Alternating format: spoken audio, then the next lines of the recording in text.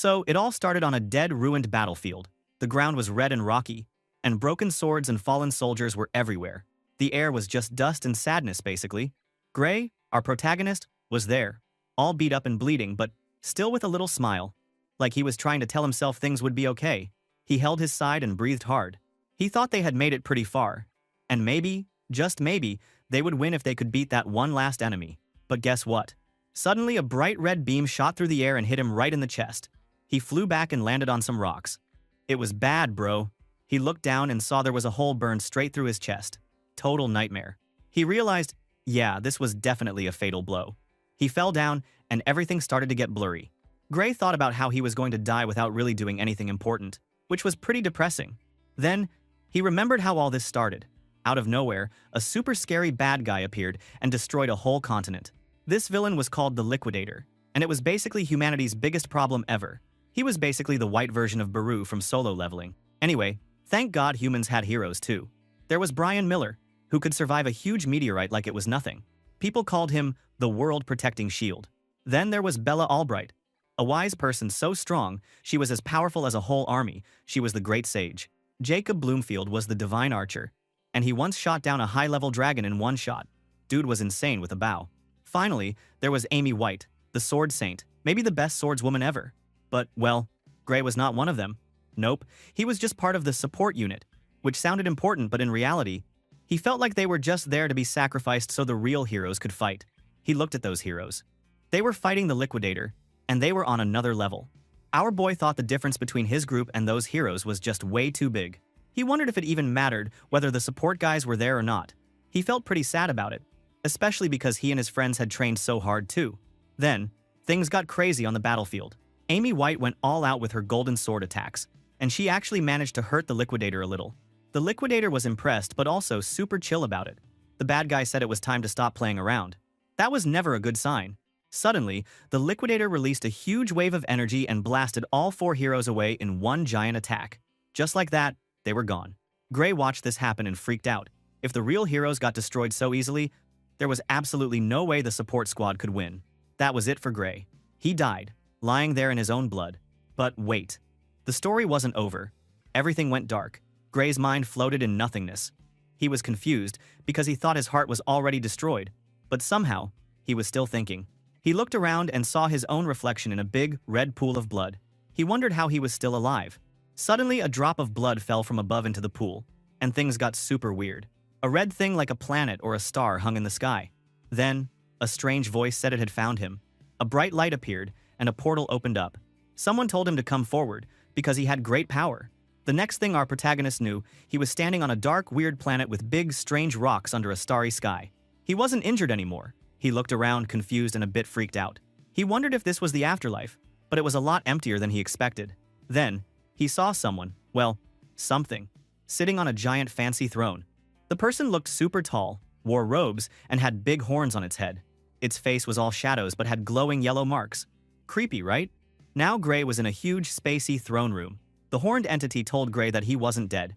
His body was already healed. Gray looked at his chest and saw the fatal wound was totally gone. He was shocked and thought maybe the horned guy healed him. But the entity said no, it wasn't him, it was Gray's own power that healed him. Our MC was like, what power? The horned guy couldn't even really explain it, but he said that Gray's power was even stronger than the Liquidator's, if Gray could figure out how to use it. Dude, that's a big deal. Gray started to sweat. He asked if this meant they could actually win against the Liquidator. The horned entity wasn't sure and said not to get his hopes up, but it would be great if someone stopped that bastard. So, he stabbed our boy in the chest. Bro got stabbed 2 times in a single day. Suddenly, Gray was surrounded by blue light and felt power rushing into him. The horned entity said it would lend Gray his power too. Suddenly, our boy woke up back on the battlefield like nothing had happened. He felt strong somehow. He then picked up his sword, and a dark, smoky aura came off it. The horned guy's voice told him that was his own power, not something you could see with regular eyes. Gray then got up and stepped forward. The Liquidator saw this and looked surprised. Our boy moved so fast, he suddenly appeared in front of the Liquidator and hit him hard. Even the Liquidator was shocked and realized he had taken some damage. He could feel it inside his veins that his power might be even stronger than the Liquidator's. But before he could finish, the enemy got mad and attacked super fast, slicing Gray in a single move. But what the hell? Gray's lower body was suddenly covered in the same black aura, and he still didn't die.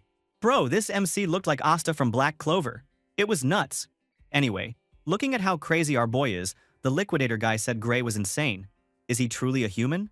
Feeling cornered, he said our boy had forced him to use his true power. Gray just stood there, half his face covered in shadow and with one red eye burning bright. He said that was a good question. What was he, really? The liquidator told Gray that his strength was actually impressive, especially his regeneration. But he would just crush Gray again and again until he finally died. Yikes. Our boy didn't back down though. He yelled and ran at the liquidator, damaging him a bit, but the villain was way too strong. The liquidator just looked at Gray like he was some kind of monster, but he didn't look scared. Instead, he started to glow with a crazy amount of light. He decided it's time to get serious and create this big ball of light in his hands. This was not good. Then, he told our MC that his time was up, and a dark aura blasted around him. Suddenly, the sky changed. It looked like it had suddenly become night. Gray noticed this and thought it was strange, but he decided he didn't care. He charged at the liquidator again, swinging his sword. Sparks flew everywhere when he hit the liquidator's arm, but it didn't do anything. The liquidator started talking all fancy, saying that in this special place called the Plane of True Dusk, nothing could hurt him. He told our MC to stop fighting and just look at the stars, because they were beautiful. From the sky, our boy can see an attack so huge, it was bigger than the moon. He was sure this attack would blast him into dust, and not even his weird powers could save him this time. But just when things looked super hopeless, something insane happened. A giant glowing blue clock appeared in the sky. Time itself seemed to freeze. Even the giant energy blast stopped in midair. The liquidator freaked out. He recognized this power. It belonged to Kronos, the mysterious horned entity from before. Kronos' voice echoed out of nowhere, talking to Gray. Kronos said he would use all his strength to send Gray back to the past. The liquidator totally lost it. He tried to attack, screaming Kronos' name, but it was too late. In the strange throne room, Kronos said this was all he could do for Gray. The hands on the giant clock spun backwards super fast, and numbers flew everywhere. Kronos told our MC that the fate of the whole world was up to him now. Next thing Gray knew, bam! He woke up in a field of tall green grass under a bright blue sky. No more dust, no more blood, no more battle gear. He was just in a simple forest, lying in a peaceful place. He looked around and realized this was his hometown, Renato Village. The problem? That place got destroyed 15 years ago. So, what the heck was going on? Our protagonist started to figure it out. He remembered what Kronos said about sending him back to the past. It was actually true. He sat up, but his arm hurt. He looked down and saw it was bandaged. Oh, right, he thought. This was around the time when he used to get bullied by Belder and his gang. He remembered those guys were tough, and he hated getting hurt. He felt kind of bummed out, thinking that maybe his fight over the liquidator was just a dream after all. Even if it was real, he was so powerless right now. What could he do? So, he decided to walk through the woods to get his thoughts straight. But then, oh crap! He ran right into Belder and his goons, blocking his path. Belder was looking smug and told Gray he'd been looking for him. He tossed a sword at Gray's feet and told him to pick it up so they could have a mock battle. Our protagonist tried to make an excuse, saying his injury wasn't healed and that he couldn't fight. But Belder didn't care. He said the blade was blunt, so it was fine. Gray pointed out that a blunt sword was still a chunk of metal, and if you hit someone wrong it could still hurt. Yet that bully got super mad, yelling that our MC didn't get to say no. He said if Gray didn't want to use a sword, they could just fight barehanded. Belder then rushed at Gray and tried to punch him. But here's where things got interesting. Our protagonist dodged the punch easily. Belder kept trying, swinging over and over, but Gray just stepped aside every time, barely moving at all. Gray thought back to something a military doctor had once told him, that his sword skills never improved because of an injury he got as a kid. He realized maybe this was the moment when his life went downhill. But now, it felt different. Belder's attack seemed super slow. Except, wait, it wasn't that Belder was slow. He realized that he himself had gotten faster. One of Belder's friends even noticed that Gray was moving like a totally different person. Gray knelt down and picked up the dull sword. He thought, okay, maybe his body was still weak like a teen, but his mind was full of memories from all those battles he fought in the future. Looking at that, Belder got mad and came at him again, swinging his sword hard, but our boy parried it like it was nothing. He wondered if it was okay to fight against someone so unskilled, but then he remembered how these guys had bullied him for being weak. He wasn't going to let them push him around anymore. He pushed Belder's sword so strong that the bully dropped his sword and stumbled back, looking shocked. Well, that was super easy. Belder was still weak and didn't know how to fight for real. But Gray smiled like a creepy. Didn't Belder himself say that if the blade was dull, he could hit back without worry? Now, he was ready to show these bullies that the old Gray was gone, and will show them how scary the blade is, even when it's dull. Suddenly, Belder looked totally shocked because Gray's sword just sliced through the air and bam, cut his shoulder. Blood started to drip, even though the sword was supposed to be blunt. Dude, that must have hurt a lot. Our boy was so confused. He thought the blade was not sharp at all. He checked the sword, and yep, it was still blunt. He thought that if it had been a real sword, Belder could have been in serious trouble, maybe been killed. But, well, our boy didn't stop there. He swung again and just smacked the side of Belder's head with the flat part. Belder screamed and dropped to the ground, holding his face. Man, it looked like he was in so much pain. Belder's friends were freaking out. They just stood there like, what the heck is going on? Belder was terrified, staring up at Gray, who was looking down at him with a little smile. He started yelling at his buddies to come help him and beat Gray up. But the first crony said that Gray suddenly looked way too strong. The second crony tried to hype everyone up, convincing them they could win if they got him from behind, so all three of them rushed Gray together. Yet Gray didn't even break a sweat. He joked that they wanted another round. Belder shouted at his friends to really kill Gray this time. But our boy was thinking that he had been ready to let it go, but these guys just wouldn't quit. So, in the next moment, the forest echoed with the sounds of a one-sided fight. This is so fun to see a bully get bullied. After a little while, Belder and his three friends were all kneeling in the dirt, totally messed up, bruised, swollen, and not looking tough at all. Gray stood over them, holding his dull sword. He asked if they were from the Saria swordsmanship dojo. Belder, who was crying now, yeah, for real, said that kind of, they were. They used to go, but stopped because they thought they were strong enough already. That's some bullshit. Gray thought to himself that if this was what strong enough looked like, he didn't have high hopes for the dojo, but maybe it could still be useful. He told the bully to introduce him to the dojo, since it was by referral only. Belder really didn't want to, because he didn't want the master to find out he lost so badly. But our protagonist raised his sword, and Belder totally panicked. He said he would introduce Gray and ran off, while his friends yelling at him not to leave them behind. After that, Gray followed Belder through Renato village. Belder was still shaking and asked why our MC wanted to go to his dojo. Gray explained that the dojo had a special spot to get recommended to the academy, and that was why he wanted to join. One crony said that Gray was already strong enough, honestly. So, why would he go to the academy? But Gray thought to himself that he wished it were really enough. Even the world's strongest heroes were no match for the Liquidator. When he used his own Asta's crazy power that this manhwa writer copied from the anime, he still couldn't beat that monster for real. He didn't know how strong he needed to be to win, but he did remember that, just for a second, he controlled that dark power by focusing on swordsmanship, the kind taught by the Sword Saint. Maybe if he had trained more, things would have gone differently.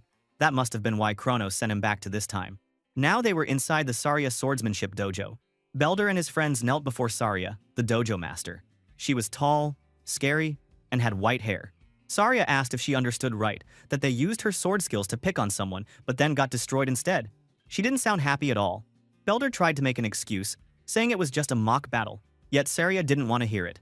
She smacked all four of them with her wooden sword, sending them flying. She said if beating up an unarmed person was a mock battle, then what she just did to them was also a mock battle. Then she pointed her sword at Belder's throat and told them all to leave and never come back. They were not her students anymore. Belder and his goons ran away as fast as they could. Saria then turned to Gray and apologized for the trouble. Our boy said not to worry. Saria said she heard Gray wanted a recommendation to the academy, and Gray nodded. That was right. She told him that, as much as she wanted to write a letter for him, she needed to see his skills first.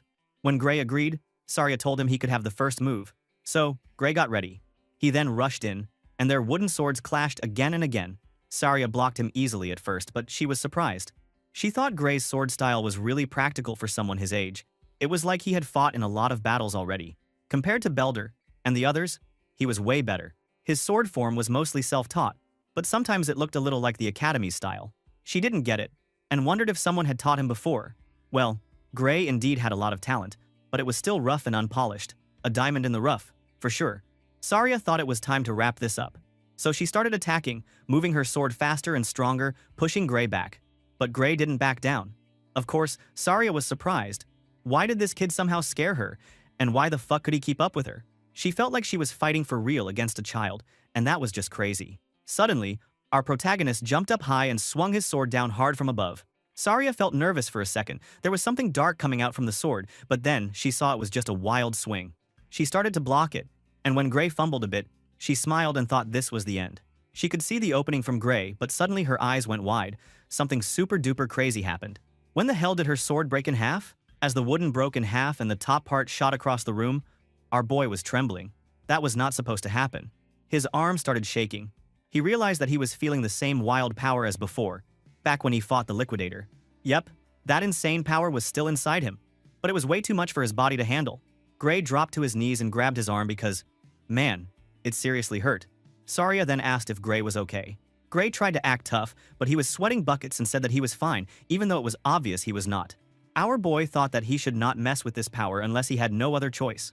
The price to activate this power is too much for his body to handle. Should he tell Saria about it? Nah, he decided she would never believe him anyway. Besides, he could not even control it. So, Gray just put on a sheepish smile and pretended everything was chill. Saria looked at him for a second, trying to figure him out. It was just not possible to break a wooden sword like that with only a dull blade. She kept looking at the broken pieces and asked Gray if something was wrong, but he did not give any hints. She realized that Gray was not planning to talk about what happened. So, she changed the subject. She brought up the academy recommendation Gray wanted. Gray said yes. He had heard she could write one for him. She then told him that, yes, she could write him a letter for the Royal Academy of Swordsmanship, which was the best school in the kingdom. But then Saria said she could not recommend that Gray actually go there. She said that place was not right for him. Bro. At that moment, Gray knew he was not strong enough. He thought that he could barely do anything special in the duel, except for that last moment with the weird power. But then Saria said that Gray should go for the World Union Academy instead. That was not just the best in the kingdom, but the best school in the whole world. Gray was totally shocked. Wasn't that the school where the Sword Saint and all the other heroes were trained? Could he really even get in with his weak body? Saria said that, of course, it was impossible right now. She told Gray that his body was just not strong enough to be a real swordsman, not for a place like the World Union Academy. If it was the Royal Academy, maybe he could get by with skill alone, but not at the top school. She asked how someone with a body like his could fight like that. Gray just scratched his head and had to agree. He knew the students at that academy were basically monsters, and right now, he could not even compete. Saria wanted to know why Gray was giving up already. She reminded him there were still 9 months before the entrance exam. Our boy took a big breath. It was only 9 months, which did not sound like much time to him. Well, she agreed it was not a lot, but she wanted him to trust her. She asked him if he was ready to suffer during the next 9 months. Gray joked that he did not want to suffer, but he agreed to do it. He asked Saria to train him hard. Saria smiled and said that was the answer she wanted. Then she told him that his own personal hell was about to begin. So began a long and brutal training montage. Day after day, Gray got beaten with wooden swords, stuffed with way too much food and some weird potions, and had non-stop sword fights. The training was intense and honestly just bonkers. But weeks went by, then months, and our protagonist kept pushing himself harder than ever. 8 months later, Gray stood in the dojo, wiping sweat off his face. Now, he was totally ripped, with lean muscles and a strong body. Bro, what a transformation! And for all the girls, please wipe your drool. Anyway, Saria looked at him and said that he had changed a lot. She told Gray that she had nothing left to teach him. Now, he could go out and be confident. Gray was a little surprised, because there was still a whole month until the exam. Saria explained that it would be hard taking an entrance exam in a new place, so it was better for him to leave early and get used to it. She even gave him enough money for the trip and food for a month. Dude, Saria is the best teacher ever. But our boy joked that leaving a month early was too much. He said it felt like she just wanted to kick him out of the village. Saria laughed and said he was overthinking things. Suddenly, Gray mentioned that there was an ogre's nest found nearby and not many guards left in the village. Saria got shocked, but quickly said that ogre stuff had nothing to do with them. She figured help would come from the royal capital soon, so they did not need to worry. She just smiled and told him to head to the exam without any fear. But Gray stared at her, his face turning serious. He remembered from his previous life that no help would come for the village. He also knew that Saria would be killed when she went to fight the ogre by herself, right before the village was destroyed. That was how she died. So, he turned to his teacher and said that he understood. He thanked her and said he would go. Saria smiled warmly and told him that she hoped he passed the exam. Later that night, Saria walked through the dark forest under the full moon.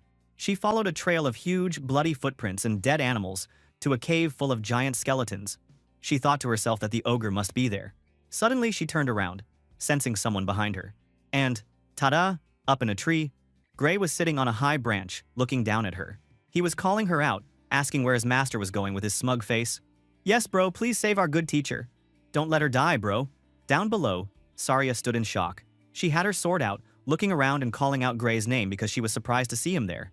She asked why he wasn't on his way to the academy, but Gray totally flipped it and told her that was actually his line, bro. He stood up on his branch, and then, without a care, he jumped down and landed softly near her. He asked her why she was there. He thought the army from the royal capital was supposed to handle the ogre nests. Saria told him that the army couldn't come because of some urgent stuff, so she was going to deal with the ogres herself. She said she was enough for the job. According to a scout's report, there were 40 to 50 monsters in the nest, and the boss was an elite ogre. Even Saria had to admit that many goons would be tricky, but well, it's doable. But Gray was not buying it. In his head, he was thinking about what an elite ogre really was. He thought it wasn't that strong by itself, but the problem was its brains and leadership. He remembered something from his past life, dude. It was super dark. He saw Saria dead, surrounded by those monsters. He thought that if he let her go on her own, she was probably toast, and the whole village was doomed. Well, he had seen that future with his own eyes before. Now, our boy looked at Saria all serious. He really asked her to let him come with her. But his teacher told him again that she was enough. Yet Gray kept arguing that he wanted real combat experience, and he asked if she thought he would only get in the way. Saria kind of admitted that Gray was already stronger than her in practice fights, but this was no game. A real monster fight was totally different, especially with a nest like this. She thought it would be better for him to have more real experience before going for something this crazy. Gray looked kind of stubborn and said that if she was going alone for real, he had an idea. Saria got curious, and Gray put his hand on his sword. He said he would fight her, knock her out, and deal with the ogre alone. Yep, this dude was wild. Now, Saria just stood there, looking at him as the tension filled the clearing. But then, she just sighed and gave a little smile. She gave up, and told our MC to promise that he would come back alive no matter what. Gray agreed, and told her not to die either. Then, these two crazy fighters walked together to the ogre camp. It was in a valley, all lit up by torches, and it looked super tough, lots of fences and stuff. Our boy thought the place was a trap, with almost no way to escape. He joked to himself that the ogres must have a lot of confidence to build a camp there. And honestly, he was right, dude. They couldn't run if things went bad. They hid behind some rocks, peeking at the camp. Gray said that the monsters were smart, so they had to be careful. Saria agreed, but she didn't see the boss ogre around. She thought maybe the boss was in its tent. By the way, her plan was simple. Kill as many as possible before the boss showed up. She told Gray to attack from one side, and she would take the other. Boom! They jumped in. The first ogre saw them and freaked out. Saria moved so fast it was insane. She chopped the first ogre's head off. Another ogre saw this, screamed some weird monster words, and soon the whole camp of ogres knew trouble was coming. All the ogres charged, roaring like they owned the place. Gray and Saria fought together, back to back. It looked almost easy. These two just cut down ogre after ogre until a ton were dead and the wave was over. Saria was impressed and asked if it was really Gray's first time. But Gray stayed serious and told her to stay alert. It was just getting started. After that, our boy felt like something was off. He thought the ogres were too weak. He figured his teacher really could have handled them alone. She shouldn't die in the last life, so what was he missing right now? The only way this situation flipped would be if the one hiding in the tent did. Suddenly, he noticed the tent and saw two red eyes glowing in the dark. Our boy felt a chill, and he totally freaked out. He told Saria they had to leave and tried to drag her away. She was confused but went with it when she saw how scared Gray was. Suddenly, damn. Out of the tent, a massive elite ogre with heavy armor and a giant axe charged straight at them. The axe just about missed smashing them flat. Saria said it was an honor for the elite ogre boss to come out, but Gray was like, no way, that's not the boss. Then, there was this huge, nasty roar that shook the whole valley. Every ogre in the place got filled with weird red energy, and their eyes glowed even more. Suddenly, behind the elite ogre, an even more giant figure appeared. This guy was nuts, with a red aura and a huge shield with a skull on it. Gray knew what he was. He thought it was the ogre general, and this was the real boss of the nest. Saria saw this and basically panicked. She said ogre generals were way too strong for just two people. Yes, this was the answer to why Saria was dead before. But our protagonist didn't have time to freak out. The elite ogre rushed at Saria, so she went at it and tried to cut it down. Her sword hit and made a deep wound. At first, she was happy, but then she watched in horror as the wound just healed up, all by itself. Some weird purple energy fixed the injury in seconds. She realized there was no use. She couldn't beat it like this. Gray explained that the ogre general's roar was making every ogre much stronger and able to heal crazy fast. Saria agreed, saying the ogres felt impossible to beat now. More ogres came at them, hitting harder too. Saria and Gray were both breathing hard, struggling to keep up. Our boy told his master that he would take care of her back. She just needed to buy him some time. She wanted to know what Gray was planning. But our boy just focused and looked at the ogre general and decided there was only one thing he could do. He had to take down that big, scary ogre boss. So the buff would be over, and they could leave there alive. But the other ogres were not giving him a chance, and kept attacking. Our protagonist looked pretty serious. and he tried his best to block their attacks. He thought that it was super annoying when the ogres tried to sneak around him, but he decided that he just needed to focus and take out the enemies right in front of him. Suddenly, an ogre roared and swung a huge axe at him. Gray blocked it, but bro, his sword just snapped in half like it was made of plastic. He felt the pain and thought that his weapon was no match for these buffed-up ogres. Good thing he had a backup sword, but he worried that it would break soon too. Saria, who was busy fighting the massive ogre general, saw what happened. She shouted out to Gray and threw her spare sword over to him. Our boy was super grateful, and now he had 2 swords. He started slicing through the horde with new energy, like, he was on fire, dude. But in his head, he knew that even 2 swords might not be enough to beat all the monsters. Still, he thought that they were good enough to reach the general and the ogres standing in his way. Gray fought hard and forced his way through the crowd, heading straight for the big boss. But then, the ogre general did something nuts. Its eyes lit up all red, and suddenly all the other ogres got even crazier and stronger. Our boy was shocked. He realized that the general had given them more buff. Now, Gray was really struggling.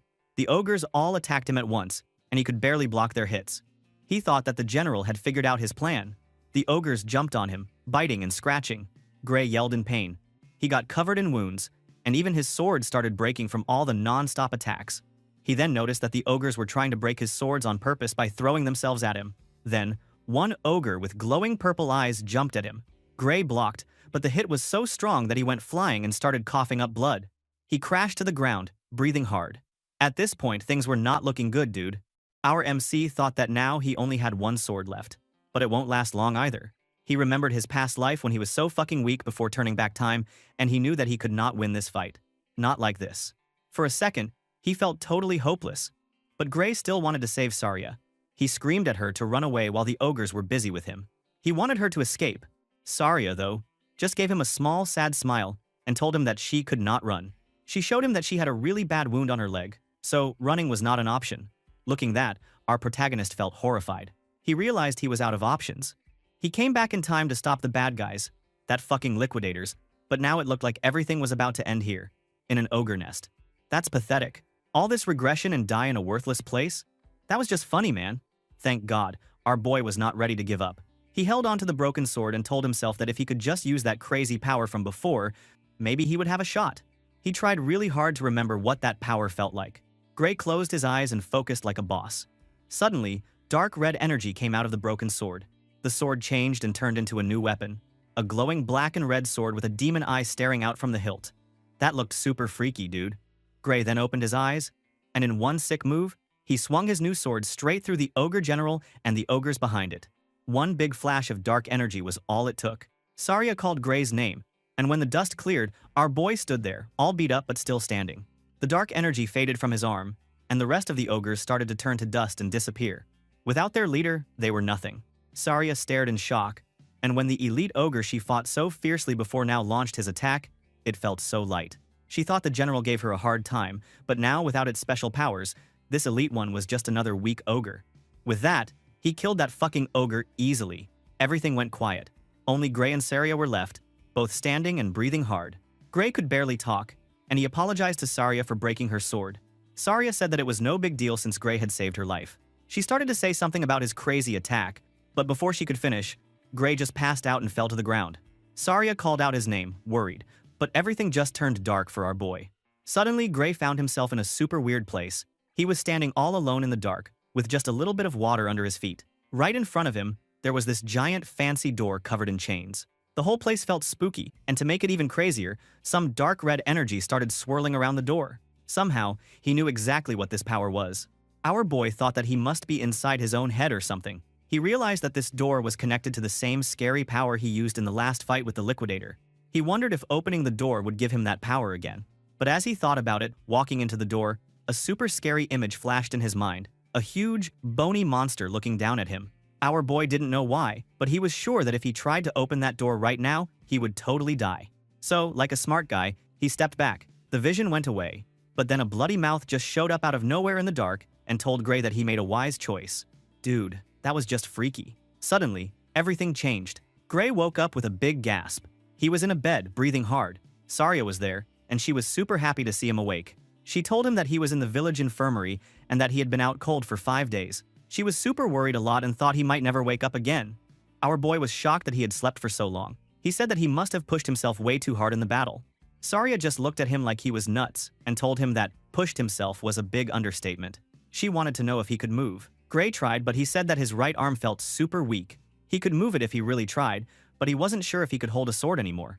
When he looked at his arm, he noticed some weird dark marks under the bandages. He wondered if other people could even see those marks. Gray then realized that something was wrong with his arm and that it probably wouldn't heal soon. Saria told him that, of course, something was wrong. All the bones in his right arm were broken into pieces. Our boy was shocked, but then he noticed that it did not even hurt. She then explained that they used a magic potion to heal him, which made Gray freak out a bit because he thought those things were super expensive. Saria said that the village chief gave it to them. Our boy was really surprised and wondered why the chief would do that for him. Well, Gray was now a hero to the whole village. Of course, giving a potion to their lifesaver made sense. Right then, the village chief burst into the room, all hyped up. Gray tried to thank him for the potion, but the chief said that he was the one who deserved all the thanks.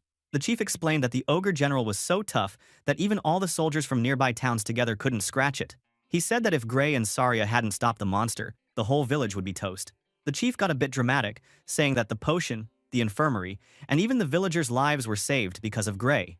Even when it sounded a little exaggerated, our boy started to realize that maybe the chief was right. In the old timeline, this village was indeed totally destroyed by the ogres, but now, everything was still here. The chief wanted Gray to understand how important this all was. Then he asked if it was true that Gray was going to take the entrance exam for the World Union Academy. Gray suddenly remembered the exams. He thought that he went to fight the ogres a week before the test, but if he was out for 5 days, that meant he only had 2 days left. The problem was that it took 3 days to walk to the academy, and he didn't have the money to buy a horse. He bowed his head and asked the chief if he could borrow a horse, but the chief just smiled and said he already prepared the best horse in the village for him. The chief said that with this horse, Gray would have no problem getting to the academy in time. Saria even joked that if Gray hadn't woken up, they would have just carried him there while he was asleep. Gray just gave a weak laugh, because dude, that would have been embarrassing. When it was time to leave, our boy went outside and saw the whole village waiting for him. Everyone was holding banners and cheering him on. They all thanked him for saving the village and wished him good luck on his exams. One villager even gave him a pouch of money, saying that everybody chipped in to help pay for the academy entrance fee. Gray was touched, but he felt a bit nervous. He thought it would be super awkward to come back if he failed his test. Yet Saria, our best teacher, told him not to worry because she was sure that nobody at the academy could beat an ogre general like he did. Gray was still worried about his right arm, but she reminded him that his left arm still worked fine. She said that was good enough, and that he didn't need to use the dark power again. She believed the examiners at the academy would see how strong he was, and she promised that he would definitely pass.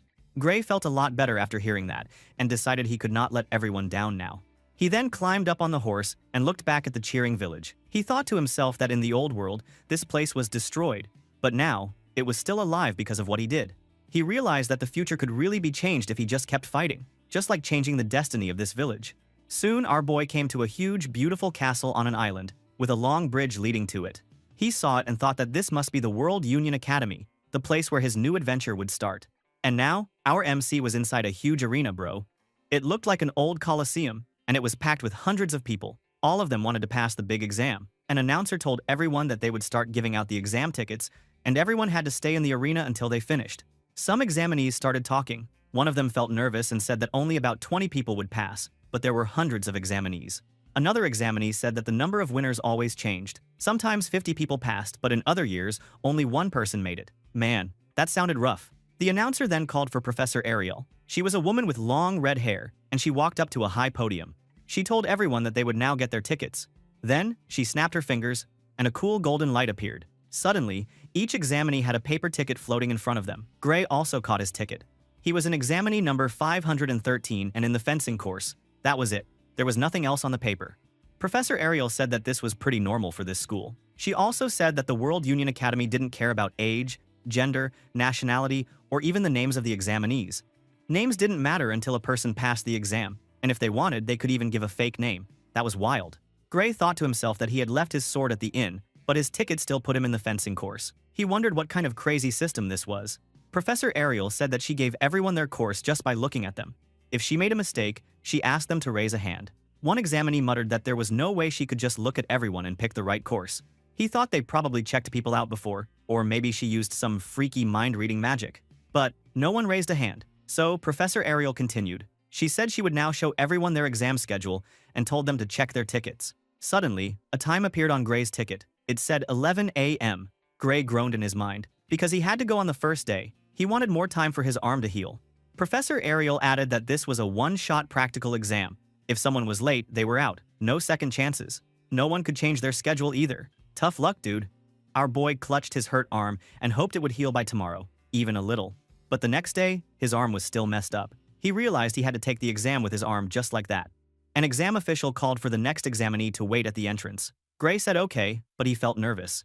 He took a deep breath and tried not to be negative. He reminded himself that his left arm was still good and he could move his right arm a little. He decided to use the time to watch the examiner and try to find a good opening. Inside the exam arena, a big, strong examinee stood in front of a thin instructor. The instructor said the examinee could go first. The bulky guy yelled loud and charged with his giant broadsword. But the instructor dodged and took away the sword so fast, make the big guy crash to the ground. The big guy wasn't done though, he tried again. But the instructor broke his sword with one move and threw him out of the arena. Oof, embarrassing. The instructor said the exam was over and told the guy to collect his stuff and leave. The big guy just sat on the ground, looking defeated. He knew it was game over for him. Then the exam official called, "Next, number 513. That was Gray. Gray answered quickly. In his mind, he thought he had to fight someone who just destroyed a giant guy with one arm. That sounded insane. The instructor told Gray to go first. Our protagonist said all right, but he honestly didn't feel like he had a chance. Still, he decided to do his best. Gray charged forward. He remembered a lesson from his master, Saria. She once taught him that a sword wasn't only swung with the arms. The power came from the whole body, not just one part. Gray thought he could use the rest of his body to make up for his weak right arm. He knew he couldn't fight like he usually did, because, let's be real, swinging a sword with a weak arm was not easy. So, our boy swung his sword, and their swords clashed. The instructor blocked the attack easily. But then Gray noticed something strange. The instructor's sword was kind of slow. Even though the instructor had crazy strength, his speed and skill were nothing compared to Saria's. He felt some hope. If he used the sword moves Saria taught him, maybe he could make up for his damaged arm. Gray then started moving better. His attacks became smooth and sharp. Sensing the sudden power-up from our boy, the instructor was surprised. What the heck was happening? Gray suddenly remembered his master's words. She believed he would pass. And our boy started to believe it too. He thought that maybe, just maybe, he really could do this. The fight kept going. He was so tired, and he had to grit his teeth as the examiner pushed him back. Things were really tough. Gray thought that he could see through the examiner's sword moves now, but the examiner was just too strong. He realized there was a big difference in their power, and he couldn't break the examiner's form, even if he wanted to. Fighting with only one good arm was not easy, bro. But Gray noticed something interesting. The examiner was starting to get sloppy. Our protagonist thought he might get a chance soon. So, he decided even if it was risky, but if he tried now, maybe he could win. He then did something wild. He acted like he was wide open and wanted the examiner to attack. He was basically telling the examiner, "Come at me." The examiner saw the chance and made a huge swing. Gray was ready for this though. He thought, "Gotcha," and dodged under the big swing and slipped behind the examiner. He put the tip of his sword right at the examiner's back. That was a smart move. Gray knew that big, flashy attacks could leave a person wide open, and now he had the examiner right where he wanted. But then, the announcer yelled for everyone to stop. The match was over, just when Gray was about to win. Our boy was breathing hard, and he asked if the match was really finished. He thought it was too soon to stop, but the senior examiner said that the time limit was up. The match was a draw. Gray felt pretty bad. He didn't win. He had tried his best, but if he couldn't even beat the examiner, things would only get harder for him in the future.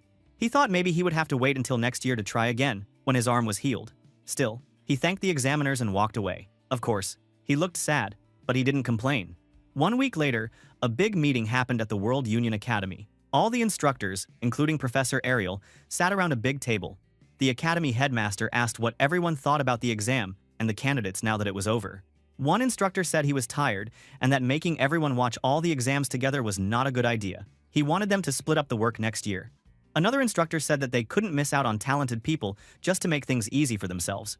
The headmaster was a bit annoyed and said he wanted to hear about the students, not the exam rules. He asked the swordsmanship instructors who had passed.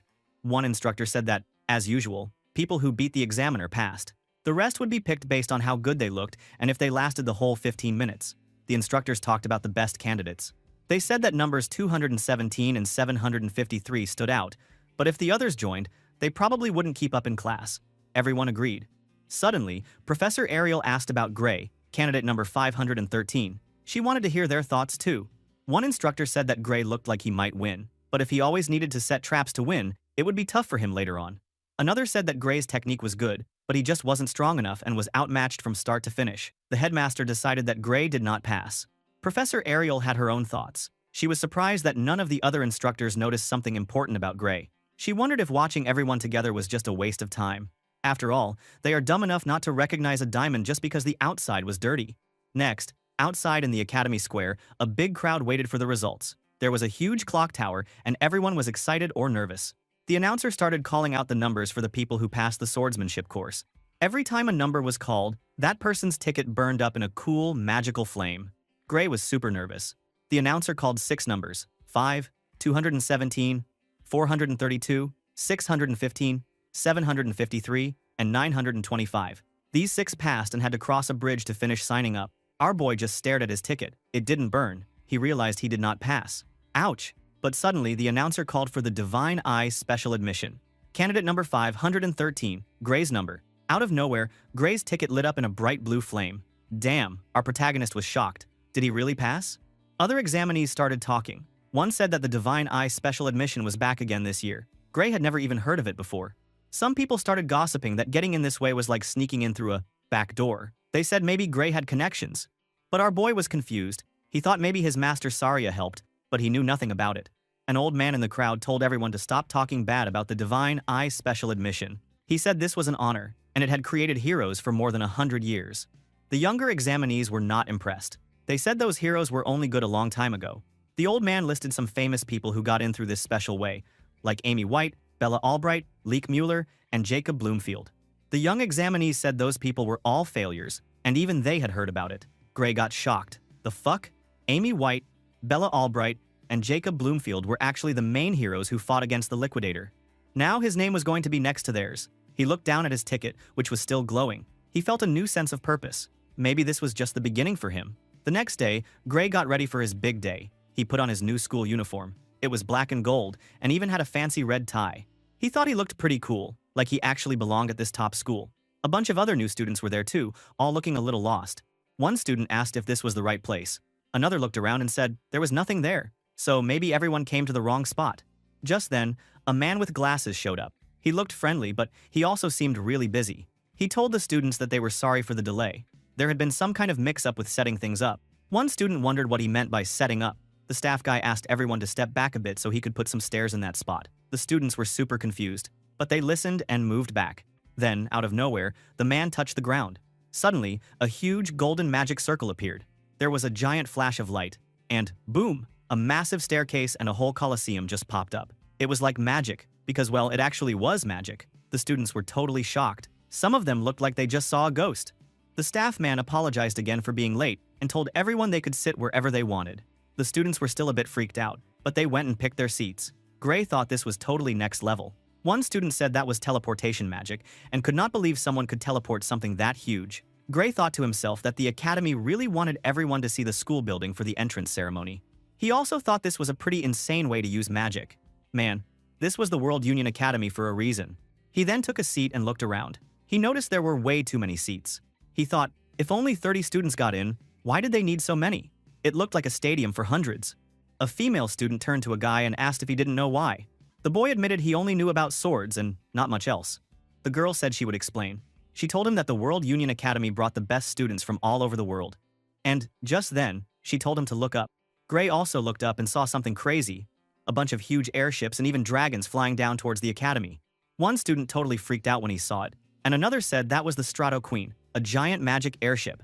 Gray remembered he had once been on that airship before, during the fight against the Liquidator. People said it was one of the biggest in the world, and now they were bringing it out just for a school ceremony? That was insane, bro. Lots of important people, and more students got off the airships when they landed. Everyone gathered, and the headmaster announced that it was time to start the entrance ceremony. The headmaster gave a speech. Honestly, Gray thought it was pretty boring and not much different from a regular school ceremony. He even started to yawn. After the headmaster finished, the announcer said, "Thank you for the speech." Next, the announcer called for the top students of each course to give a greeting. The first one was Leonhardt, the #1 student in the swordsmanship course. Leonhardt stepped forward looking super confident. Students whispered that he was the guy who beat the examiner in just one instant during the exam. Some even said he was as good as a professor when it came to swords. Gray watched him and tried to see what the big deal was. Leonhardt asked if he could speak freely, and the headmaster told him to go ahead. Leonhardt said he had a complaint. He told the other students who got in the proper way that it was an honor to join them, and he hoped they could all work hard together as students at this famous academy. But then, he got serious. He said there was someone among them who did not deserve to be here. He looked straight at Professor Ariel and asked if he was right, calling her Divine Eye. Professor Ariel said that all the students there passed the tough exam. She also said some might not be as strong as Leonhardt, but it was not smart to leave people out. But Leonhardt was not talking about the students who passed the normal way. He was talking about the one who got in with the Divine Eye special admission. He called out the special student and told them to show themselves and give up their uniform and leave the academy right away. All the students started whispering and looking around. Gray started to sweat. He thought, what was with all this anger? But at least Leonhardt did not know what he looked like. Our boy thought he might be safe if he just kept quiet and did not step forward. Professor Ariel smiled and said that the new students were very lively this year. But Leonhardt was not joking. He told her to stop getting students in through the back door. Then Professor Ariel asked him if he thought he was stronger than the kid who got the special admission. She gave him a strong look, and her monocle even flashed. Leonhardt was surprised, but said he was sure he was stronger. He asked if she was saying he was weak or something. Professor Ariel said she liked his attitude. She asked if he wanted to make a bet. Leonhardt was confused and asked what kind of bet. Professor Ariel stated it would be with her job and that kid's admission on the line. Gray was shocked. He could not believe what he just heard. For God's sake, he couldn't even enjoy his first day at school. Leonhardt got super Saiyan annoyed. Did the professor provoking him? But Professor Ariel kept her cool. She said that, instead of a duel, maybe they should make a bet about fighting monsters. She argued that it would be safer, and also pointed out that Leonhardt was better at fighting monsters than humans. She then explained the bet. Whoever failed to beat the monster she chose would lose. If the special admission student lost, she would quit her professor job and all the special admission students would be kicked out. But if Leonhardt lost, he'd have to do whatever she said. Somehow, Leonhardt wanted to know what monster she had in mind, because he didn't want to get tricked. Professor Ariel thought for a second and then picked an ogre general. When she said that, the whole crowd gasped. Gray was totally stunned, thinking, why did she have to pick that monster? Leonhardt slammed his fist down and shouted that killing an ogre general alone was way too much. No normal person could do that. Professor Ariel smiled and said she didn't mean right away, they could take the whole year. Leonhardt argued that even with a year, almost nobody could defeat a monster that strong by themselves. He said it was impossible and asked for a more reasonable target. Suddenly he got the wrong idea, saying she just wanted a bet where nobody could win, so it would never end. That way, she wouldn't lose or have to do anything. He said he would not agree to those terms. So Professor Ariel sweetened the deal. If it was a draw, meaning if Gray failed, Leonhardt would win. If Gray couldn't beat the ogre general, Ariel would be fired and that special students would get expelled. Now that's a wild bet. Leonhardt thought she was insane, and he said the bet sounded like it was already decided. She asked if he had any more objections. She even made sure the monster couldn't be a weak version of an ogre general, just to be clear. Then, using magic, she pulled out a contract and told Leonhardt to sign it if he was okay with everything. Leonhardt agreed and signed, but he still did not believe Gray could ever win. Ariel just walked away and said, "Who knows?" The other teachers started whispering, thinking maybe Ariel was looking for a way to retire, or maybe she was just too old for this stuff. Meanwhile, Gray realized the bet was pretty much set up from the start. He wondered if Ariel counted the ogre general he already defeated before he even joined the academy. Professor Ariel looked back at Gray and put her finger to her lips, telling him to keep quiet. Our boy thought she was definitely playing dirty. No, bro, she was just smart. Later, all the new students sat down in a big lecture hall for their first class. The magic instructor told them they were starting magic lessons right away, because at this academy, every day was important, and there was no time to waste. He started explaining about ether, some invisible energy inside everyone, and how they could use it with their magic circuits. Gray got worried he would have trouble with classes, but then felt okay because he already learned this stuff at boot camp. Still, he was not happy about being in the same class as Leonhardt. He just wanted to blend in and not let anyone find out that he was the Divine Eye special admission student. Suddenly, the magic instructor noticed Gray right away. He told him that he looked bored and not paying attention, even though the class had just started. Our boy was nervous, but tried to play it cool, saying he was just sitting in the back. The instructor challenged him, saying if he was so confident, he should show everyone his magic skills. Gray tried to get out of it, saying they were swordsmanship students, so maybe they didn't need to know magic that well. But the instructor explained that even sword fighters needed to understand magic so they could work with mages. At least, they had to learn the basics. Gray remembered from boot camp that the first spell would probably be Ether Bullet, so he asked if that was what they were going to learn. The instructor was impressed that Gray knew about it and asked if he could use it. Gray said yes, feeling super relieved that all the tough training at boot camp was finally paying off. The instructor thought this was the perfect chance to make a match between Gray and Leonhardt, since they both could use Ether Bullet. Leonhardt said he already knew magic and swordsmanship, and he wondered if it was really fair to fight Gray. but the instructor said not to worry since they'd only use ether bullet and nobody would die. But then bro, the instructor called Gray out in front of everyone as this year's Divine Eye special admission student. Hearing that, Leonhardt turned and glared at Gray, and damn, our boy totally froze in panic. He thought, crap, there goes my cover. Leonhardt started smiling in a scary way, saying he would show Gray what the academy was really like. The instructor told them to get ready and shoot their ether bullets at each other on his signal. Gray felt trapped, but when the fight started, he just went for it. Leonhardt formed a bright blue ball of energy. That stupid boy thought his bullet was the best and want to show off. Our boy on the other side also tried to make his own ether bullet, but something weird happened. Instead of a normal bullet like Leonhardt's magic, he created a big, dark, and super powerful looking ball of energy. Dude, even Gray was shocked. They both just stared, thinking, wait, what just happened? Then, bam, the two ether bullets crashed into each other. But of course, that small ball is not big enough like our MC, so it shot right to Leonhardt's face. And yeah, Leonhardt freaked out, yelling, and the magic instructor, Professor Carlos, jumped in. Carlos made a massive golden magic shield just in time. When Gray's spell hit the shield, the whole classroom shook. The explosion was so loud, students fell out of their seats, and the floor cracked. Total chaos, dude. When the dust cleared, Leonhardt was thrown to the ground, looking like he had just seen a ghost. Carlos was breathing hard. He asked Leonhardt if he was alright, and Leonhardt said he was fine, but honestly, he looked pretty rattled. Carlos thought to himself that if his magic shield had not stopped Gray's spell, Leonhardt might have been toast. He was thinking that even the professors could not make an ether bullet that strong. Carlos turned to Gray and asked what he just did. Gray was confused too. He thought his spell was super weak. He wondered if the ether bullet he learned in the subjugation squad was different from what they taught at the academy. Our boy asked if he might have done the wrong spell, but Carlos said it was definitely ether bullet, just not the normal kind. He explained that Gray's magic was super compressed ether, something even professors struggled to do. He was totally amazed and said nobody in the whole academy could do what Gray just did.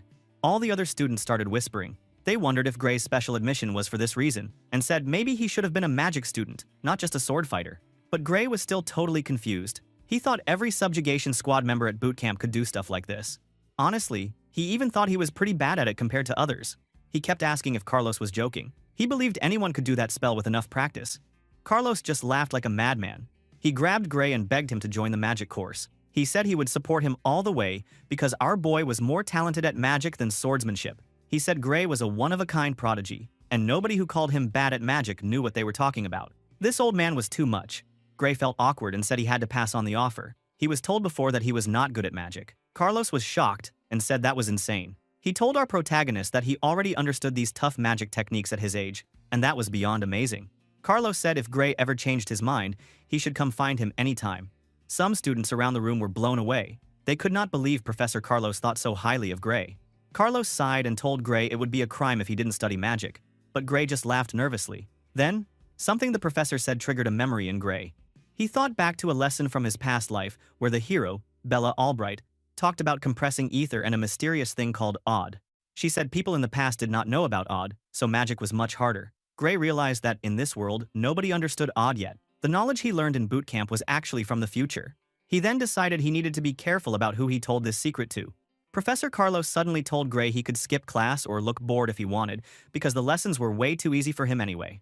Gray thanked him and went back to his seat.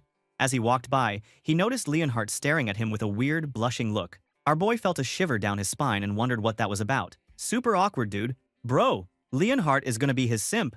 After class, Gray got a letter with Professor Ariel's seal. The note told him to go to her office after class. He wondered if Professor Carlos asked her to try to make him change courses too. He was not sure, but he felt a little nervous. When Gray reached Professor Ariel's office, he walked up to this giant, fancy door. The professor called out and told him it was open, so he stepped inside. But, bro, as soon as he opened the door, a student with light blue hair jumped out at him swinging a rapier.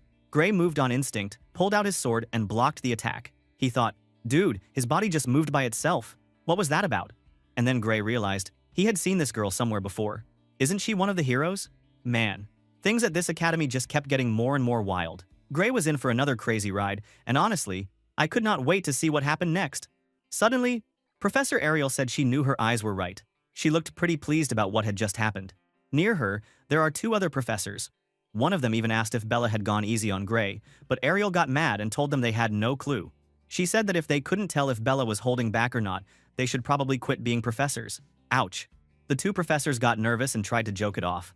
They even gave Professor Ariel the money from their mini-gambling and admitted defeat.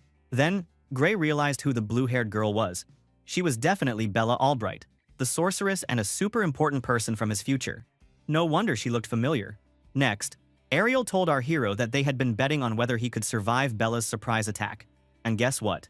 Because Gray passed the test, Ariel threw him a gold coin as a reward. Gray caught it and totally freaked out inside, thinking that the coin was worth a fortune. Not a bad day, huh? The professor started talking about Gray's fighting style. They noticed he had not used his right arm, just like what Professor Ariel told them. It looked like Gray was trying to protect his right arm or something. They said it didn't look like a normal injury, but more like a really deep wound. Hearing that, Gray was surprised that they could figure out so much just by watching him. One professor said, "Duh. They are professors. Of course they knew it from one glance." Even though Ariel already knew about his injury during the entrance exam. Then, Ariel basically told the professors to leave because Gray was her student and she would not let anyone take him away. The professor acknowledged that Gray has a talent, for now. But before they left, they warned him that if his injury didn't heal, he would not meet the Academy's standards. That was bad news. Gray instantly got worried. But the professors left, and Ariel decided it was time to talk about magic. Ariel, Bella, and Gray then sat together on a couch. Ariel started asking Gray about the crazy magic he did in Professor Carlos's class. Apparently, Carlos wanted to take him for the magic course, but of course, she turned him down because she thought Gray was better with a sword than with magic. Ariel's eye even glowed with blue light while she was talking, and Gray thought that she must be using her power and could probably see through any lie he might tell. So he just agreed with her. She then wanted to know exactly what trick Gray used with his magic, and promised not to tell anyone, and even offered a reward. She said it was important for Bella. Hearing that sudden name, Gray almost called Bella the sorceress in his head, but caught himself. The professor explained that even though Bella understood magic theory really well, she still couldn't use the ether compression technique, so she couldn't make super compressed ether. If Bella couldn't learn it by the end of the year, she would have to go to a professor named Varian Bradley, who did surgery that was supposed to enhance magic. But Gray knew from his memories that Bradley was actually a crazy, evil dude who did human experiments and caused horrible magic disasters. He couldn't believe this guy was still around at this point in time. The professor knew it was dangerous and scary. She would get horrible, undergo surgery. The surgery would be brutal, but it hasn't been made public. Some people died, while others were left broken like a doll. Suddenly, Bella said she would be kicked out of the academy if she didn't figure out the super compressed ether thing. Ariel grit her teeth. Honestly, she would rather have Bella quit than let that evil professor experiment on her. Gray started thinking hard. He knew the magic he learned came from the future, and teaching it could seriously change history. But then he remembered how terrible the future was, and thought it was worth the risk. Maybe this action could make the future better. He decided, dude, he would teach them how to use super compressed ether. He looked super serious and showed a ball of dark blue energy in his hand, just to prove it. Later, they all went out to the arena. Our protagonist stood in front of a big blackboard filled with magic diagrams and explained everything he knew about magic. Ariel and Bella listened, and they even signed a magic contract that would literally kill them if they told anyone his secrets. No pressure, right? When our boy asked what they thought about this magic, Ariel shook her head. Just hearing about OD, a special magic concept from Gray's future, was mind-blowing. Bella, too, felt like she was hearing a magic class from hundreds of years ahead. Gray thought it was kind of funny, because to him, it was just stuff from a basic lecture 10 years in the future, but to everyone else, it was insane. The professor said some of what Gray taught was so new that she couldn't even judge if it was true or not, but Bella thought the theory made sense. The best way to find out was to test it, so she was ready to try. She then lifted her staff, and it started glowing with super strong golden magic. She said this was her full strength. Gray started to freak out a little because he remembered that Bella's full power could burn down a whole city, and she usually couldn't control it well. Then, things got crazy. Looking at how the fuck her magic became so overwhelming after just using the new theory, Bella lost control, and the magic exploded everywhere in a huge, blinding flash of light. Gray barely had time to shout before the whole place went kaboom. Now, the stadium was still sizzling from that insane magic blast Bella just let loose. Damn, that crazy magic looks like a nuclear bomb. Our hero was standing there looking a little crispy, but trust me, he was lucky. He realized if Bella hadn't yanked control over the spell at the last second, he'd be toast, literally. Meanwhile, Bella was hyped, saying she'd finally managed to control her magic for real. The girl even shaped the flames into a huge dragon, just showing off at this point. It looked like she could keep going, but then she suddenly flopped over, staff falling from her hand. She looked like an anime character who instantly fainted after an explosion of magic. Funny as fuck. Anyway, our boy freaked out, sprinting over and catching her before she hit the ground. Ariel just strolled over like she'd seen this 1,000 times, telling him to chill out. According to her, Bella wasn't hurt or dying. She just ran out of mana. Basically, Bella had used everything she had and just crashed. Nap time. No big deal. Ariel told him to just let the girl sleep it off. She was clearly impressed and said it was straight up incredible how Bella put together such massive magic so fast. Meanwhile, our genius girl was mumbling in her sleep that it wasn't her being amazing, it was all about the theory she'd just learned. She could make that super compressed ether without breaking a sweat now. Gray kind of muttered back that she was the one who found the theory from the future anyway. Ariel actually looked relieved for once. She said since Bella could make the advanced magic now, there was no need for that freaky surgery anymore. She would personally tell Professor Bradley to back off. Of course, she was glad to avoid the surgery, but she was especially happy Bella kept her magic control. Apparently, that was a huge deal. Gray had to ask what was up with that. Ariel explained that, yeah, Professor Bradley's surgery could make people's magic way stronger, but it ruined their control, like, permanently. No one really knew how it worked, but it basically broke a person's natural limiter, and that always went wrong.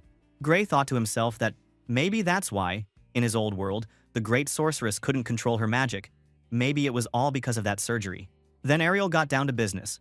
She said she still owed Gray her part of the deal, starting with his arm.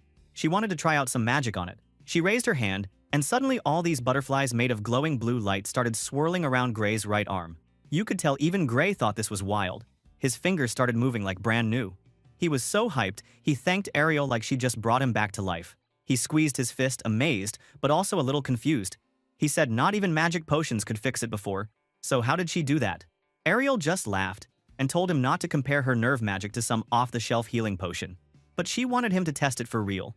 She told him to pick up his sword and see how it felt. So our MC gave it a go. He swung his sword around, but then he stopped, looking kind of bummed. He admitted it still didn't feel totally right. Ariel told him she could fix his nerves, but if his soul was hurt, well, that was another story. No magic could fix that, at least not hers. Gray kind of blinked, surprised at the word soul. Ariel went on to say that today's magic science didn't even believe in souls yet, but she did, because her magic eye could actually see them. She pointed out that Gray's soul was healing, just really slowly. If he didn't push himself too hard, it'd get better on its own. Gray asked if he should stop practicing sword stuff, but Ariel shrugged it off. She said regular exercise was fine. She was more interested in what kind of sword style could actually mess up someone's soul in the first place. Gray just laughed nervously. That's when Ariel threw in a name that made our MC's heart skip. Amy White. She said there was already a style that used the soul to swing a sword, and Amy was famous for it. She was sure that our boy must know her. Gray freaked out inside. Amy was a legend in his past, but at this time, they shouldn't even know each other yet. Ariel keeps pushing. The way Gray wields his sword gives the impression that he learned that from Amy. Our boy was sweating bullets. This professor lady was scary smart. He tried to play it cool and said he had just learned from a dojo back home, trying to dodge the whole topic so he wouldn't spill his time travel secrets. Trying to change the topic, Gray asked if it was even possible for regular sword fighting to break someone's soul. Ariel said no way. Nothing normal could do that, and especially not something that could wipe out an ogre general with one slash like Gray had. She even mentioned seeing the remains at the scene, like ogres and trees all sliced up. No spell could do that. So she guessed our MC had used his weird hidden power. If she doesn't know it, she won't even make a bet with Reinhardt. Gray had to ask if she could really see that soul power thing. Ariel just nodded and said she could see it leaking from a giant chained door in his soul. And yeah, Gray went pale, because there was no way anyone should know about that. The professor's power is legit, guys. Ariel calmly told him she'd seen power like his before. Not exactly the same, but close. Gray asked if other people had the same kind of ability, and Ariel said yes, though she wasn't sure if those things were even human. Then her face got real serious, and she dropped the name, the Liquidator. Our poor guy nearly lost it on the spot. Ariel could see he knew the name, and she just watched him, waiting for him to react. Bro, Gray was in for a rough day. How the fuck did that bastard's name suddenly appear in this time period? Ariel said she didn't expect him to know about the Liquidator. But honestly, with Gray spouting all that future-level magic theory, she guessed nothing should surprise her now. Our MC thought to himself that, yeah, this professor is no joke, but she claimed no one had figured out those deeper secrets yet. She wanted to know just how much Gray actually knew about the Liquidator. The poor guy hesitated for a second, then told her the truth. He said this being was a huge threat to humanity and needed to be destroyed before it could ever show up. And if that wasn't possible, then it had to be wiped out, no matter what it took. Ariel said that was a bit of an extreme approach, but she agreed. The Liquidator was super dangerous. She also mentioned that Bailey and Bradley, that mad scientist professor, wasn't about to stop his experiments anytime soon. Gray was like, wait a minute, how was Balian even connected to the Liquidator? Ariel just hit him with the big reveal. The whole point of Balian's lab work was to summon the Liquidator into the world. And that's when our boy's brain basically broke. He started panicking inside, realizing nobody ever told him the Liquidator was man-made. But then he remembered how, back in his old timeline, the Academy always seemed suspiciously prepared for the Liquidator's arrival. Dude took a step back, eyes wide, thinking maybe the Academy had been involved in summoning that monster the whole time. He blurted out that the experiment needed to be stopped, like, right fucking now. Ariel totally agreed, but told him it wasn't that easy. She explained that she didn't have the authority to shut down another professor or his experiments. She said she tried to convince the higher-ups to cancel it, but they just ignored her. Gray wanted to know who these higher-ups even were, but Ariel shot that down, saying she wasn't allowed to share names or details. Bottom line, unless the big bosses gave the order, no one could make Balian stop. Our MC realized the Academy's leadership was way more messed up than he'd thought. But then he remembered, Balian's illegal experiments had killed thousands in his old life, and Gray still remembered exactly where that lab was. He offered to tell Ariel where the criminal lab was, thinking maybe if they caught Balian red-handed, they could end this. But the professor said that wouldn't work either. If they barged into another professor's lab without permission, that was a serious crime too.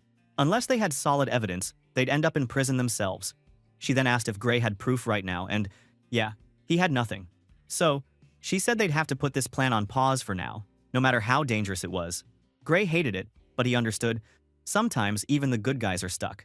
Out of nowhere, Ariel switched topics and said they needed to talk about Gray's weird power. She asked if he wanted to learn how to control it.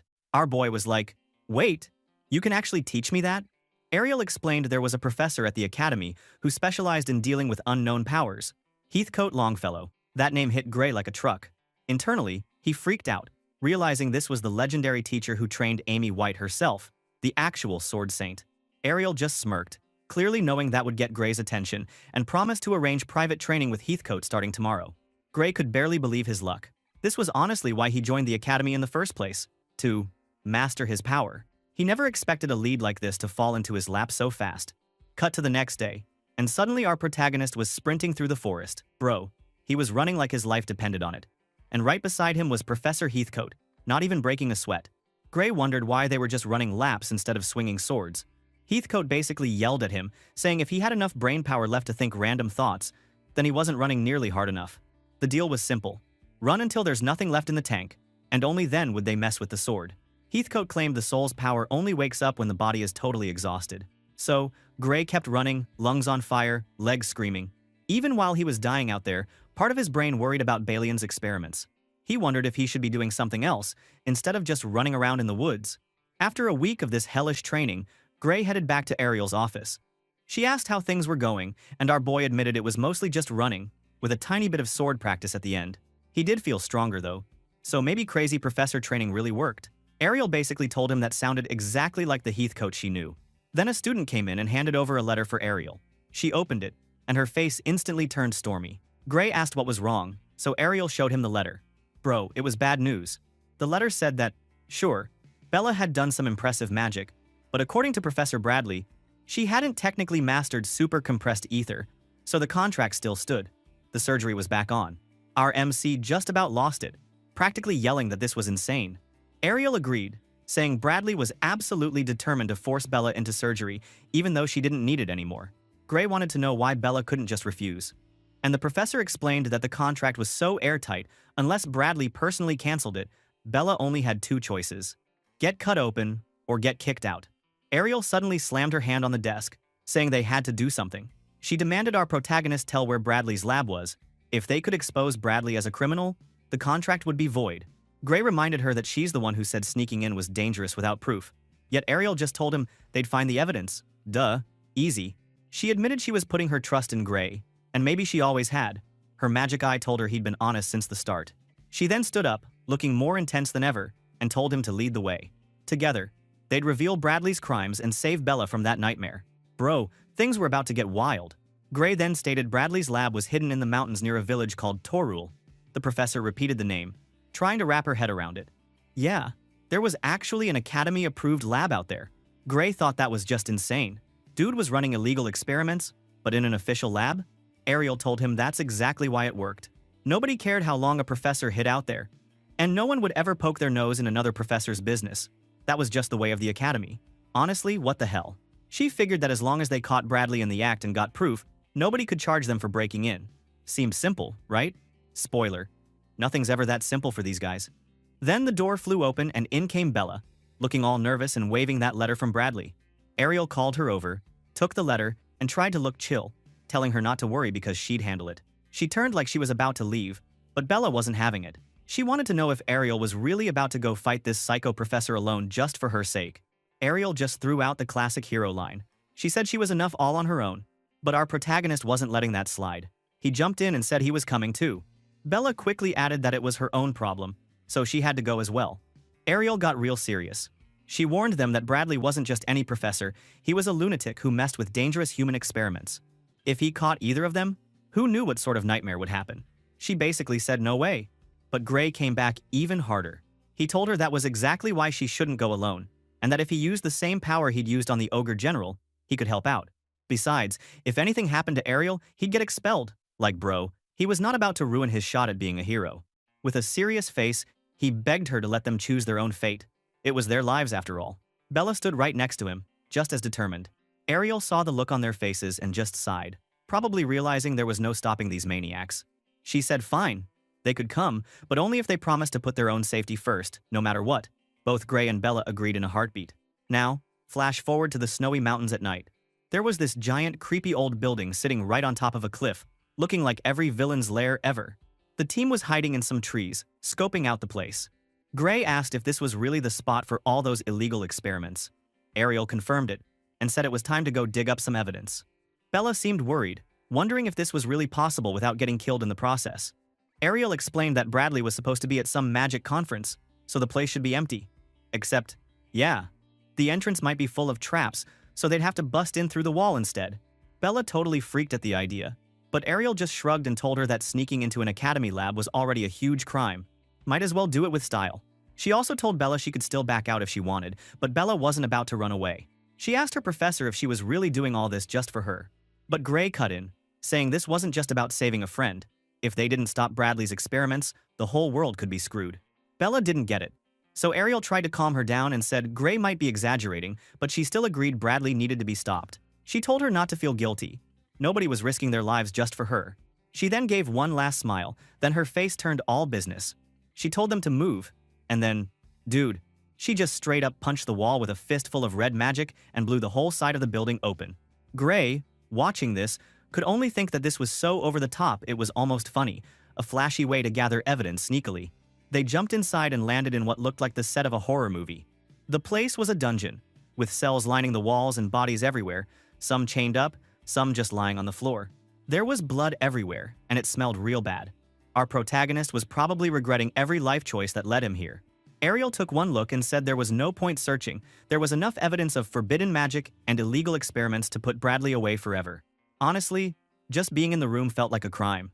In the middle of it all was this giant bloody altar, covered in a creepy magic circle. Gray asked what the hell that was supposed to be. Bella wondered if they should leave with the evidence, or try to save the poor souls still trapped here. Gray said they shouldn't hang around too long, because if Bradley came back, it'd be game over. And speak of the devil, literally, as soon as he said that, a voice echoed through the darkness, asking if they were calling for him. Out of the shadows stepped Professor Bradley, with that nasty smile on his face.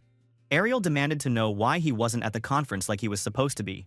Bradley just played dumb, saying he'd sent a body double instead because he had some real important experiments to do. Ariel asked what was so important, and Bradley said he'd just gotten some fresh materials, and he wanted to use them while they were still, fresh. Total psycho vibes. Then, as he messed with his glasses, his eyes started glowing all freaky purple, and he looked right at the group. He said he actually preferred test subjects with crazy magic potential, so this was perfect for him. He wondered aloud how they'd found out about his experiments, but then said it didn't matter, because he was sure they hadn't told anyone they were coming. If they all went missing tonight, nobody would ever suspect him. The guy was just standing there, grinning like he'd already won. And honestly, that face alone would make anyone want to punch him. Ariel wasn't having it. She called him out, asking if he really planned to use them like test animals for his twisted experiments. Bradley just smiled, acting all smug. He told them to relax, like, dude, how is anyone supposed to relax? He said their deaths would help magic move forward, and since they clearly weren't leaving alive, He might as well put them to good use. Bro, that's the kind of thing only a total psycho says. But before anybody could throw hands, a huge blast of golden magic exploded between the groups out of nowhere. Bradley's eyes shot up, probably thinking, what the hell? When the light faded, Bella was standing right in front, her staff still glowing like she'd just pulled off the ultimate surprise attack. Bradley got all giddy, saying the legendary Divine Eye Ariel still had it. To find a rare talent like Bella, and now he was suddenly smiling like Joker and interested in all the other Divine Eye students. Which, yeah, sounded creepy as hell. He turned to Bella, acting all unimpressed, and accusing her of trying to assassinate a professor, like he wasn't the one doing evil stuff in a bloody basement. Thank God, Bella shot back, saying it was better to kill than be killed.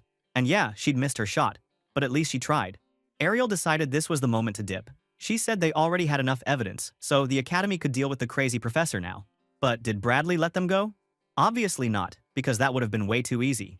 Bradley tossed out some twisted purple magic, a massive wave of fire that looked like it could eat anything. Ariel snapped her hands up and blocked it with a blinding golden shield. Bella yelled for her, worried, and Bradley just started bragging about his spell. He called it Gluttony Flame, saying it burned through magic shields and turned them into fuel. So, in theory, no one could block it. And, just as promised, Ariel's barrier started to crack. That was bad news. She quickly summoned a glowing cube and tossed it to Bella, telling her to get it to Gray and find Professor Heathcote. He'd know what to do. Right after, she stomped the ground and shoved Gray and Bella back, holding the barrier by herself. Our poor guy, Gray, was freaking out, asking what the hell Ariel was thinking. Ariel just yelled at them to run for it. Bella tried to step up and beg to help, but Ariel snapped back, reminding her of their promise. If things went wrong, they had to choose themselves over the mission. She warned that Bradley's magic was way too weird for normal defense spells, and she was going to hold him back, even if it killed her. But Bella just got that look. She said it was fine, totally calm, and when Ariel's shield broke, suddenly Bella cast her shield magic too. She told everyone that the spell wasn't actually that strong, it just needed a different kind of defense. Man, she made it look easy. Bradley totally lost it. He was thinking there was no way anyone except him and his creepy crew knew how to beat Gluttony Flame. He demanded to know how Bella figured it out, basically screaming at her to name the traitor who taught her. Bella just played it cool and said it was a secret. She hinted the real answer. It was all thanks to a certain swordsmanship student, yeah, our hero Gray, who'd cracked the formula and taught it to her on the down low. Bradley looked ready to explode. He pulled out a nasty red crystal, crushed it, and sent a flood of purple ghost fire screaming at them, literal screaming skulls and everything.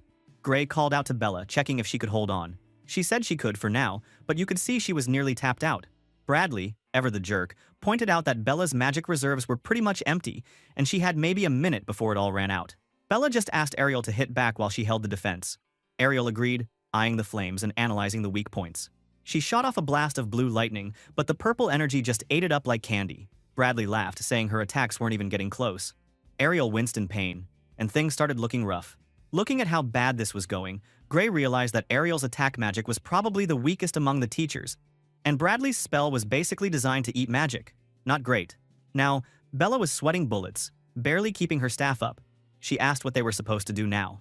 Ariel told her this was exactly why she'd said to run away. No kidding. That's when our MC finally stepped up. Finally, bro. He moved in front of them and put his hand on his sword. Bella looked freaked out, asking what he planned to do. His sword couldn't even reach Bradley from here. But Gray just said he was sure it would work. Ariel, flat on the ground and totally exhausted, warned him that using his secret power again might kill him or ruin his arm forever. But Gray told her that dying alone was better than all three of them dying together. Man, this guy had guts. Or maybe he was just done with the drama. He drew his sword and, bro, the air around him started to bleed red. Bradley noticed something was off. In the reflection of Bradley's glasses, you could actually see Gray floating upside down, like some kind of ghost, surrounded by drops of blood. Even Bradley was like, huh? And then, the next thing he realized was now, his head was already chopped off from his body. Dude, Gray just swung his sword down with this insane, world-ending wave of blood-red energy and killed that crazy-ass professor in one slice. The dead body just flopped over. A total horror show. Bella stood there, totally frozen, just trying to process what she'd seen. She was like, wait, did that really happen? Meanwhile, Ariel was losing it inside. She thought she'd seen crazy things before, but the real deal, Gray's freaky power, that was a first for her, and it absolutely blew her mind. The attack was so wild that the entire room started crumbling, the floor splitting, and chunks of ceiling coming down like it was the end of the world. Bella panicked, shouting about the ceiling, but good thing Ariel wasn't just standing around. She landed like a boss, using her magic to catch all the debris and make sure everyone was safe. She looked at Gray, kind of impressed and seriously worried, asking if his body was even holding together after that stunt. Our boy dropped his sword, checked his arm, and saw it was kinda shaking. He admitted his right arm hurt pretty bad and felt numb, but hey, he could still move it, so maybe he wasn't totally broken yet. Ariel pointed out that the brutal training was finally paying off. Gray even thought to himself that, if he'd pulled that move back when he was just a weak village kid, he'd have passed out for days and probably lost both arms. But now, just some pain. Honestly, he was kind of proud. He remembered all those days with Professor Heathcote yelling at him to keep going. Even when his body was a wreck. All that hellish training really worked out, huh? Ariel suddenly put a hand on Gray's shoulder. She told him the only reason they'd survived was thanks to him, but she still felt bad for making him use that dangerous power. Our boy told her not to stress, since he was the one who insisted they had to stop that bastard in the first place, and he even thanked her. Ariel just begged him not to use that power again unless he wanted to seriously mess himself up for good. Gray understood and apologized, definitely looking worn out. That was when Bella took a good look at him, worried and, honestly, kind of dying to know what he just did. She asked if that was magic. Since she hadn't sensed a drop of ether in that whole crazy attack, there was no way anyone could call that kind of power magic. But Ariel just shook her head, saying she really didn't want anyone poking into this matter. She made it clear. Better if everyone just dropped the subject and moved on. Gray power is something they need to hide. She told Bella not to say a single word about what happened, because if she couldn't promise that, she would have to wipe her memory clean. Bella, wide-eyed, promised to keep her mouth shut and even asked to make a magic contract right there, just to be safe. Ariel whipped up a glowing pink contract. Bella signed it, and that was that. No one was spilling these secrets. But Bella, still shaken, said they should probably help all those poor people lying around the lab before doing anything else. Everyone looked over at the test subjects, who were totally out cold on the floor. Ariel checked them out and said they were just under a sleep spell. No real danger. But it was best to get them to the academy doctors as soon as possible. She made a bunch of golden bubbles with her magic, floating each test subject inside to keep them safe for now. That job done, Ariel said it was time to search deeper in the lab. Bella took another look around and just called the place insane. Which, yeah, understatement of the year. Ariel started listing all the evil stuff going on. Human sacrifice to make gross magic items, nasty experiments to boost people's magic, just illegal stuff as far as her magic eye could see. But, weirdly, she said there was nothing about the liquidator here. Maybe that was somewhere else? Our poor guy Gray got super anxious. He remembered that, in his previous life, this was where a disaster killed tens of thousands. So how the hell could it all come from just making a magic item? He thought about it, and suddenly realized the real killer back then was some awful miasma that bubbled up from the ground. So what if there was something hidden down below? He stopped, looking like he just figured out something big. Ariel and Bella turned to him, asking what was wrong. Gray said maybe there was a secret area underground, maybe hidden by magic. Ariel then scanned the room with her glowing monocle, searching for hidden doors. She didn't see anything at first, but then she spotted faint traces of teleportation magic where Bradley's body was. She explained that there might be a secret space you could only reach with teleportation, and the traces were about 300 meters deep. She said that was worth a shot, since she could do short-range teleport gates too. She then snapped her fingers and a big, glowing red circle appeared on the floor. Ariel thought, if this went nowhere, they'd just end up stuck in a wall or dirt. But poof, the magic kicked in and suddenly the crew was standing in a place that made zero sense. A huge, white, futuristic city, all underground, stretching out forever. Everyone freaked out. Ariel was stunned at how massive the place was, and Bella said she could feel magic energy everywhere, especially from one big building in the center. Ariel nodded. It wasn't just regular magic either. She sensed something way more powerful and completely different, leaking out from the center. Gray guessed what it might be, and she confirmed it. The power was coming from the liquidator. Yeah, bro. They'd stumbled right into the monster's lair. Now, they were finally heading straight for this massive door in the center of the place. Bella nearly jumped when she saw it, asking if that was seriously just a door sitting there. She was kind of freaked out, worried they shouldn't touch it. But Ariel, cool as ever, told her to relax. She explained the door was just for show. Nothing dangerous about it. The real danger? It was all in the crazy magic gadgets set up around the door. The power wasn't hiding in the door. It was the stuff surrounding it. As soon as she put her hand on that thing, those magic machines freaked out. Pink lightning exploded through the air, and the whole place felt like it was about to rip apart. Our boy Gray just stared, asking if Ariel was trying to summon the liquidator, or something insane like that. Bella looked like she wanted to sprint in and pull the plug, shouting that the magic was way too risky and they had to shut it down right away. But Ariel stopped her, saying her future-seeing powers told her this ritual couldn't actually bring the liquidator over. She seemed pretty sure, But the magic was still ramping up, and suddenly, a giant wave of red energy blasted through the room. Space itself started cracking, like reality was made out of glass. Gray could only yell for help, pointing out that space was literally ripping open. He noticed the energy was shooting through these big tanks full of neon pink liquid, and the main one started glowing like it was about to explode. But suddenly, the power goes down. Ariel, on the other hand, was quick to figure it out. She said those machines weren't made to actually summon the liquidator, they just punched a little gap close to wherever the monster existed and sucked out the evil power leaking through. And all that energy? It was getting jammed straight into a creepy crystal, chained up and dripping with dark, bloody magic. She got serious, saying the core of that thing was probably made out of human souls. She guessed about 10 people had already been used, but building the whole setup might have needed even more. Probably most of the poor test subjects they saw earlier had been used as raw ingredients for this freaky science. Bella just couldn't get it. She wanted to know why anyone would go to all that trouble just to collect some weird power. What were they even trying to do with it? Ariel reminded her about that black flame the crazy professor used in their earlier fight.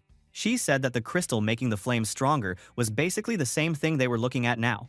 And if someone could mass-produce those crystals, nobody had a clue what kind of disaster that would mean. As the cracks in space started to fade, Gray asked if maybe that professor hadn't actually wanted to summon the liquidator at all. Ariel shrugged, saying maybe he'd tried, or maybe he just couldn't pull it off. She thought the magic machines had pushed themselves as far as they could go. So, maybe this was all they could do. Bella was all about the tech though. She said the setup was insanely valuable. She'd never seen space warping magic with this much precision and power before. Ariel agreed, even one of those rigs would cost as much as a whole country. But there were 8. 8, dude. And only one group could have that much money and magic brainpower. Bella guessed it might be the Discar Empire, the world's biggest country, but Ariel shot her down. She said the Empire had loads of money but not enough magical research muscle. Bella kept guessing, desperate to figure out who could pull this off. Then our MC, putting the pieces together, said it had to be the World Union Academy. Ariel could only say bingo. Only the Academy could afford and build all this madness. Bella was in shock. She said the Academy was supposed to protect the world, not build evil labs. Ariel shook her head and got real for a minute. She told her she understood why Bella didn't want to believe it, but there just wasn't any other group who could set up something this massive. Gray also pointed out that they didn't mean the whole Academy was evil. Most of them could still be on their side, right? Deep down, our protagonist remembered that, before everything went to hell in his old world, the Academy's best people had always protected civilians and fought to the end. He just couldn't see them as the bad guys all of a sudden. Ariel nodded, agreeing with him. She explained that the Academy was so big, nobody really knew the full truth of what went on. There were so many researchers and buildings, it was impossible to keep track. Whoever helped the crazy professor must have had huge connections. There was no way he did all this by himself. Bella was getting nervous now. She asked if that meant they couldn't trust the Academy at all. Ariel told her she'd watched the place from the inside for years, and honestly, you couldn't just trust it blindly. Most of the people there probably thought they were saving the world. Even the ones who set up this nightmare probably convinced themselves it was for the greater good. So yeah, the truth? Totally buried in the dark. Gray asked if Ariel had any clue how to catch the real boss behind all this. She scanned the room with her magic eye, but said there weren't any communication devices around, not even a trace of the person who built the machines. The cover-up was next level. No evidence left behind at all. And then, boom! The ground exploded right under Bella's feet. Gray freaked out, and suddenly the whole place started blowing up. One chain reaction after another. Ariel stayed weirdly chill, saying it looked like the villains even built in a self-destruct to erase all the evidence. But they hadn't blown it up when their crazy professor died. So maybe they wanted to trap the ones snooping around to come inside this place before hitting the destroy button. Bella, not enjoying this game, shouted that now was not the time for guesses, they needed to run. Yet our goddess professor told her to stay calm. After all, she said, magical bombs like this couldn't kill a real Academy professor. Right as the entire underground facility was basically blowing itself to pieces, Ariel didn't even flinch. She whipped up this huge golden magic circle and told everyone not to step out, which honestly sounded like solid advice. The whole place was coming down, but her magic was no joke. The circle flashed, everything turned blinding gold, and boom, they were gone. Next thing our crew knew, they were outside in the freezing night, right in the woods by the ruined lab. That fancy teleport clearly worked, because not only did Gray, Ariel, and Bella make it out, but all those unconscious test subjects popped out too, each one safe in their own magic bubble. The poor folks were just lying there in the grass, still knocked out but definitely alive. Ariel took a quick look around and said it looked like every single person made it.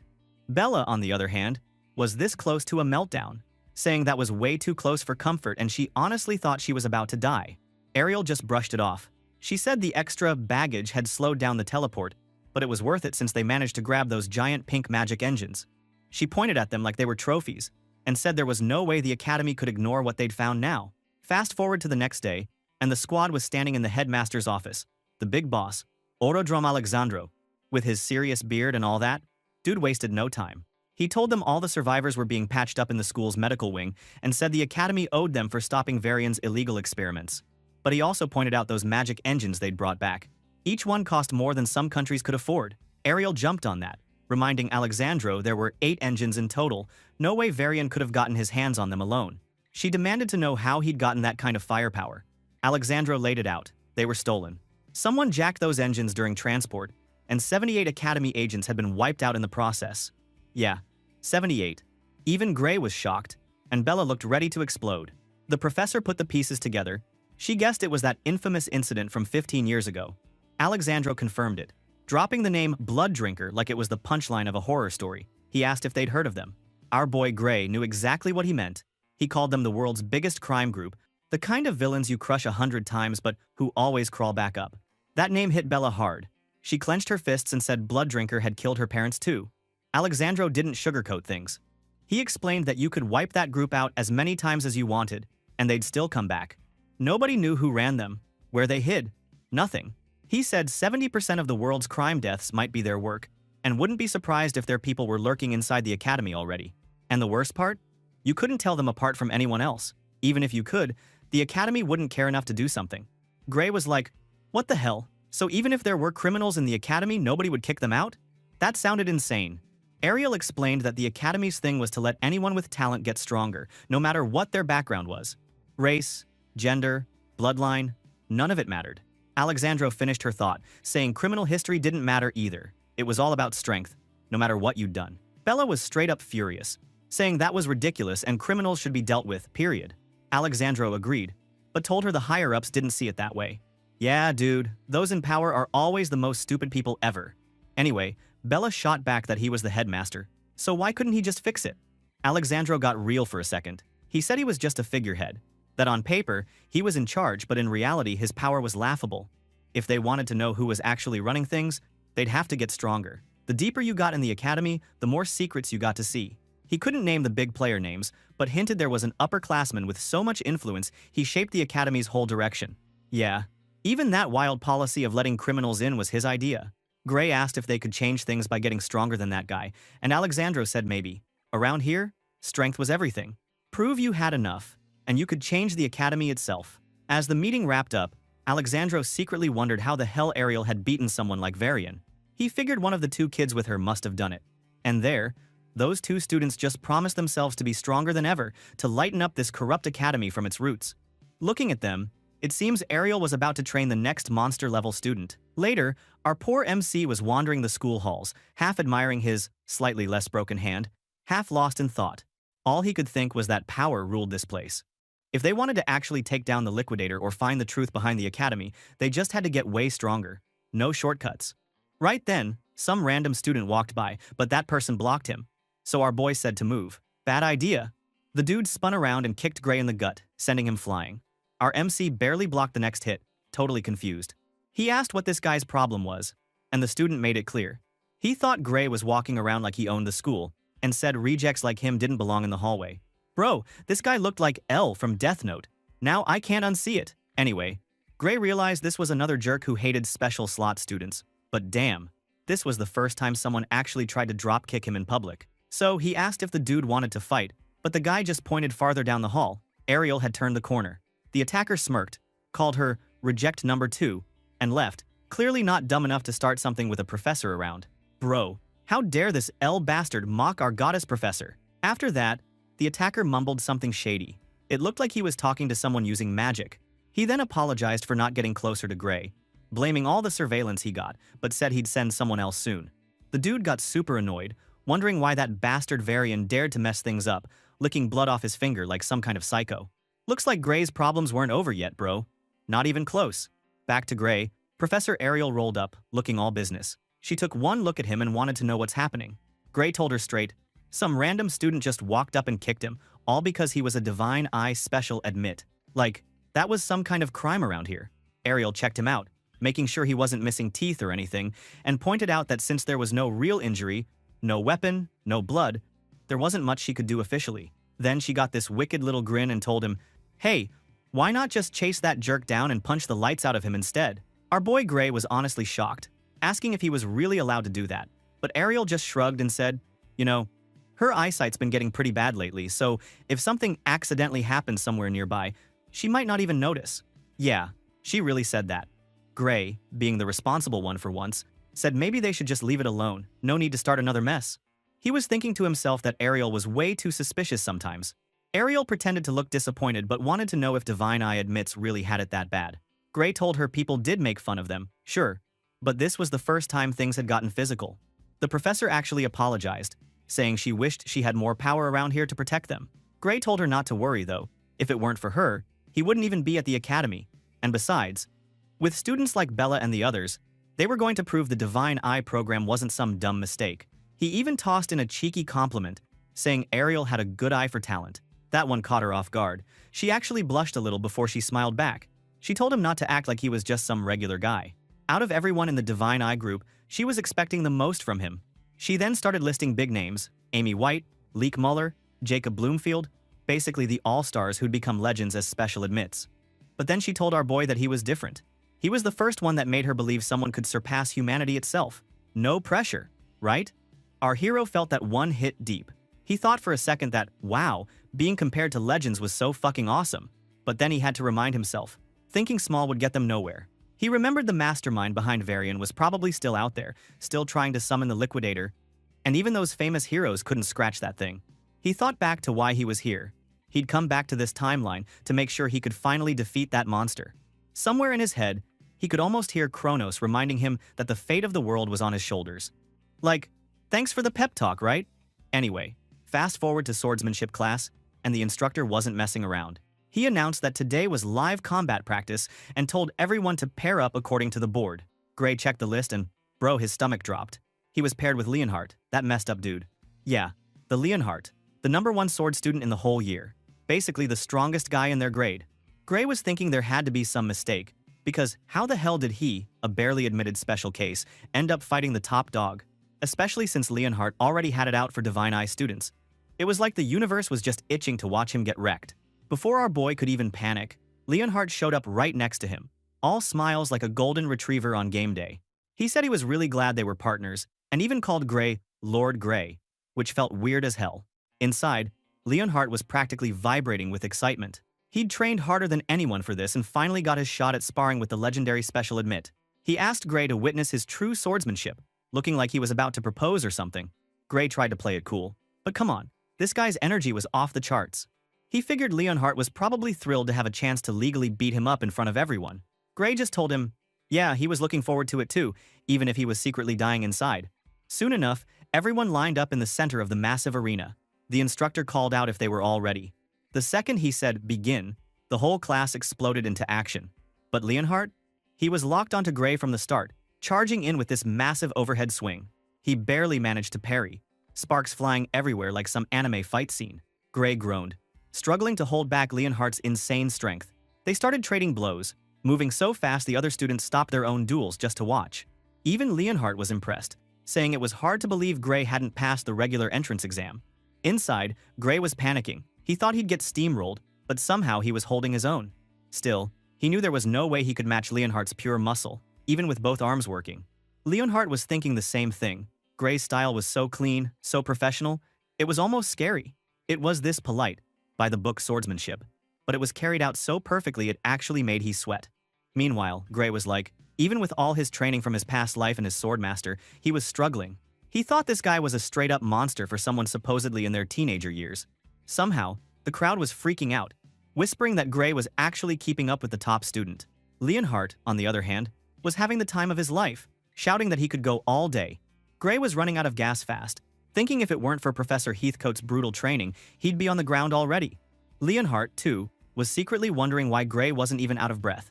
Gray realized his stamina was basically toast, and if he didn't finish this now, he'd be toast. He remembered the instructor's advice, treat it like a real fight. So, when Leonhardt lined up another monster attack, our protagonist suddenly dropped to one knee, dodging the slash. Leonhardt was caught off guard, But just as he was about to finish it, Gray twisted on his knee and kicked him in the back of the leg, knocking the dude off balance. Bro, our hero barely had time to enjoy tripping Leonhardt before things got even crazier. Honestly, Leonhardt looked totally shocked that our MC had just taken him down with that sneaky kick. Our boy Gray didn't waste time. He bounced right up from his knee, sword ready. For a second, Leonhardt just stared at him, eyes burning like, wow, did this guy really just pull a dirty move? Inside, the top dog was thinking that Gray was the real deal, treating the fight like a life-or-death battle. But Leonhardt? He couldn't let himself lose. Not after all that. Next thing anyone knew, the fight was over just like that. Leonhardt was flat on the ground, and our MC stood over him, sword tip near his throat. Meanwhile, Leonhardt's fancy sword also pointed at Gray's neck. If this had been the real thing, both of them would have died together. Gray, being a good sport, reached down to help his rival up and admitted it was a draw, but inside he was thinking, good grief, this was way too close for comfort. But Leonhardt wasn't having it. He took Gray's hand, got up, and started breaking down the fight like a pro. He told him that in that last moment, all he could do was swing his sword, but Gray totally could have finished the job and stabbed him in the heart if he'd wanted. But since this was just practice, our boy aimed for the neck, less fatal, more polite. Leonhardt was basically saying, dude, you had me. Gray just shrugged, saying, hey, even with all those protective spells, stabbing someone in the chest during a friendly duel was a little over the line, wasn't it? Leonhardt, though, just shook his head. He said that meant he lost, and he finally understood there was a massive difference between fencing and real fighting. Combat wasn't just about technique. Our hero admitted it felt like kind of a cheap move for sword class, but Leonhardt wasn't bothered at all. He reminded Gray that the instructor said to treat it like real combat, and in a real fight, there's no such thing as cheating. Then he asked if Gray wanted to go another round. Bro, Gray was dying inside. He thought he only survived because he caught Leonhardt by surprise. If they went again, he'd get flattened for sure. Leonhardt's stamina was on a whole different level. Our poor MC knew he'd never last in a straight-up brawl. But just as things were getting tense, some random dude named Tristan swaggered over with his little fan club. He started running his mouth, saying nobody said they could use anything but swords, and demanded to know how some special admit loser like Gray got matched with the best student. He was real salty, basically calling Gray a cheater for using magic. Gray just told him it wasn't like he chose to fight Leonhardt or anything. But Leonhardt? Oh, he was not letting anyone mess with his duel. He announced that the professor picked the matchups and that, in his opinion, Gray was literally the only one worthy to fight him. Tristan bastard could get lost. Right then, the instructor strolled over, smirking like he'd seen this drama 100 times. He proudly said he made all the pairings and that he'd matched kids by strength. Gray was the only one who could handle Leonhardt. If Tristan didn't like it, he could try fighting Gray himself. If Tristan could beat Gray, then maybe he'd get a shot at the top dog. Tristan acted all tough, saying he'd beat the examiner to get here and wasn't like the rest of the barely passed crowd. Meanwhile, Leonhardt was just standing there, thinking Tristan was judging Gray without even knowing how strong he really was, just like he used to do. Yeah, a dumb mistake. He thought this was actually a good chance. He figured Tristan should get to see what real power looked like. Honestly, he had to add his own drama. He glared at Tristan like some kind of angry demon, announcing that interrupting his time with Lord Gray was a crime worthy of death. Yeah, the dude was seriously intense. Tristan totally freaked out. The instructor just rolled his eyes and said, if they wanted to keep it all about swords, fine, no magic, just blades. He checked if that was cool with Gray. Honestly, our MC was a little nervous. He had no clue how tough Tristan was. But anyone who got into the academy by passing the normal exam had to be strong and in way better shape than him. Still, it was just practice. He figured, hey, there's no way he'd get kicked out if he lost now. The instructor told everyone not to go easy, and then the match was on. Tristan jumped in, acting all cocky, yelling that he was going to show Gray where he belonged. Their swords clashed, but right away, that stupid dude was confused, while Gray himself thought the hits felt light. Nothing special at all. Is this dude holding back or what? So he just slashed Tristan across the chest. Not just a scratch either. Tristan's sword went flying, and blood went everywhere. The dude hit the ground hard. The instructor called the match right there, but Gray was freaking out, apologizing like crazy. He'd aimed for Tristan's sword, not his chest, and totally expected the guy to dodge. But Tristan managed to stand up, clutching his chest and insisting it was just a fluke, that Gray had caught him off guard and demanded a rematch. Bro, how the fuck is a knight to be like this? Dude cried after getting hit. The instructor just shrugged and let them go at it as much as they wanted. Honestly, it turned into a whole montage of Gray destroying Tristan, round after round. With every loss, Tristan's face got more swollen and bruised, but he kept coming back for more. At one point, Gray had to ask if he was even okay, and Tristan could barely talk through his messed up face, insisting he was fine. Finally, even the instructor couldn't handle watching anymore. He told someone to drag Tristan off to the infirmary and then made the big announcement. This year's sword reps were Gray and Leonhardt. Nobody dared to argue. Gray was confused. Reps for what? The instructor explained that the top first years, meaning him and Leonhardt, would be fighting the second-year champion in the inter-year battle. Apparently, the first years had lost 35 years in a row. But hey, the instructor said maybe this year would be different. With our MC and Leonhardt on the team? Who knows? Then, Gray heard the first year had 35 consecutive losses, bro. That's insane. He was really curious. Asked if the gap between first and second years was really that massive. The swordsmanship instructor just shrugged and told the class that, yeah, losing was pretty much what always happened. The dude told them that even putting up a decent fight would be impressive, and if anyone actually won, they'd basically become a legend. Honestly, the way he said it, just being picked to fight was supposed to be a huge honor. He even gave Gray a friendly pat on the shoulder. Like, don't panic, dude, it's not that serious. But our MC wasn't about to just let it go. In his head, he figured that maybe the battle wasn't as deadly serious as he thought, but since he was there as a Divine Eye special, this was his big chance to prove he could really fight. So, of course, he clenched his fist and got that classic determined look, thinking he had to train extra hard. Meanwhile, over in the fancy faculty meeting room, stuff was getting heated. Headmaster Alexandro was leading a meeting with all the professors. The last thing on the agenda? Professor Budra's proposal. And what did this Budra guy want? Oh, only to expel Amy White, one of the Divine Eye students. For real, Ariel was not having it. She told Budra that she was in charge of the program and Amy shouldn't get kicked out just because of a single failure. Especially when the reason Amy failed was that her power was hurting her body too much. She explained that if Amy could just get her strength under control, she'd be one of the top fighters in the world. But Budra said no. Amy has literally failed the third-year advancement exam. She even stayed there because she is a special admit. So, enough is enough. The other professors agreed, saying Ariel was just making excuses, and that rules were rules. Any other student who failed would already be gone. How long is she going to keep spouting that fantasy of Amy with her secret power? Budra was loving the drama. He said the special students used to be awesome, but now they were all flops. Amy White, Bella Albright, Jacob Bloomfield, the whole squad. He even suggested that maybe it was time to get rid of the Divine Eye program for good, which made Ariel freak out. Another professor pointed out that if more than half the staff wanted to shut down the program, they totally could. The rest of the professors started piling on, saying the new Divine Eye kids weren't impressive at all. Even Bella's recent improvements weren't anything special, they claimed, and her magic power was supposedly weak. Ariel was starting to panic inside. She realized there were way more haters than she thought, and unless something changed, the whole program could actually get shut down. Budra just kept poking at her, asking if she really thought she was better at picking talented students than everyone else. Ariel was now biting her tongue, thinking she had to keep calm or these people would turn on her even more. Budra started mocking her, and other professors laughed, telling her to just start her own school if she wanted to make her own rules. Pretty brutal. But Ariel just sat there, thinking to herself that she still knew real talent when she saw it, and that her students just needed more time before showing everyone what they could do. She was desperate. She had to stop them from getting expelled no matter what. Then, one of the older professors brought up Gray, our hero. Somebody mentioned he was looking actually pretty promising among the first-year sword students, and someone else said he was picked for the inter-year battle. Budra got a wicked grin and suggested they should just let Gray prove himself out there and decide the Divine Eye program's fate based on the results. Now that's intriguing. People sure loved the idea.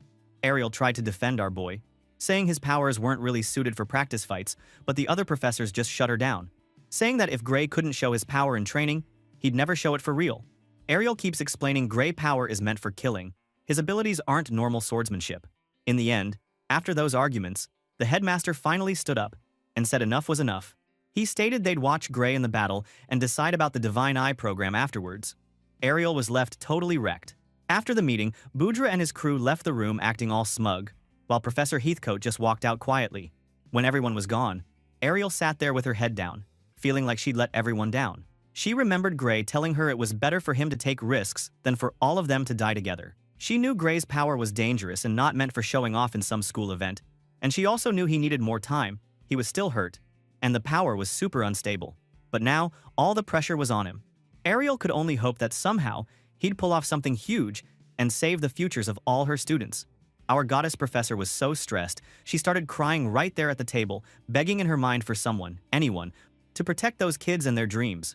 Bro, I hate those professor bastards. My poor heart can't accept how they make her cry like this. And now, the day had finally come. The whole academy was buzzing like crazy, the stands were packed, everyone was shouting, and the big coliseum looked ready to explode from all the hype. In the middle of all that chaos, the four fighters stood on the stage with the announcer, looking like they were about to shoot a music video or something. The announcer started hyping up the crowd, calling out the names one by one. First up was Leonhardt, our top student guy, who looked way too confident for his own good. Next was this second year named Luinol, cool as ice, just staring straight ahead like he'd already won. Then they introduced our boy, Gray, and let me tell you, the poor dude was sweating hard. And finally, there was Deeble, this Psycho guy from before, like he'd just crawled out of some horror flick. Right away, our MC noticed Deeble and freaked out a bit inside. He was like, "Wait, isn't that the same lunatic who jumped him in the hallway? Was he really supposed to fight that guy? What the hell kind of luck was this?"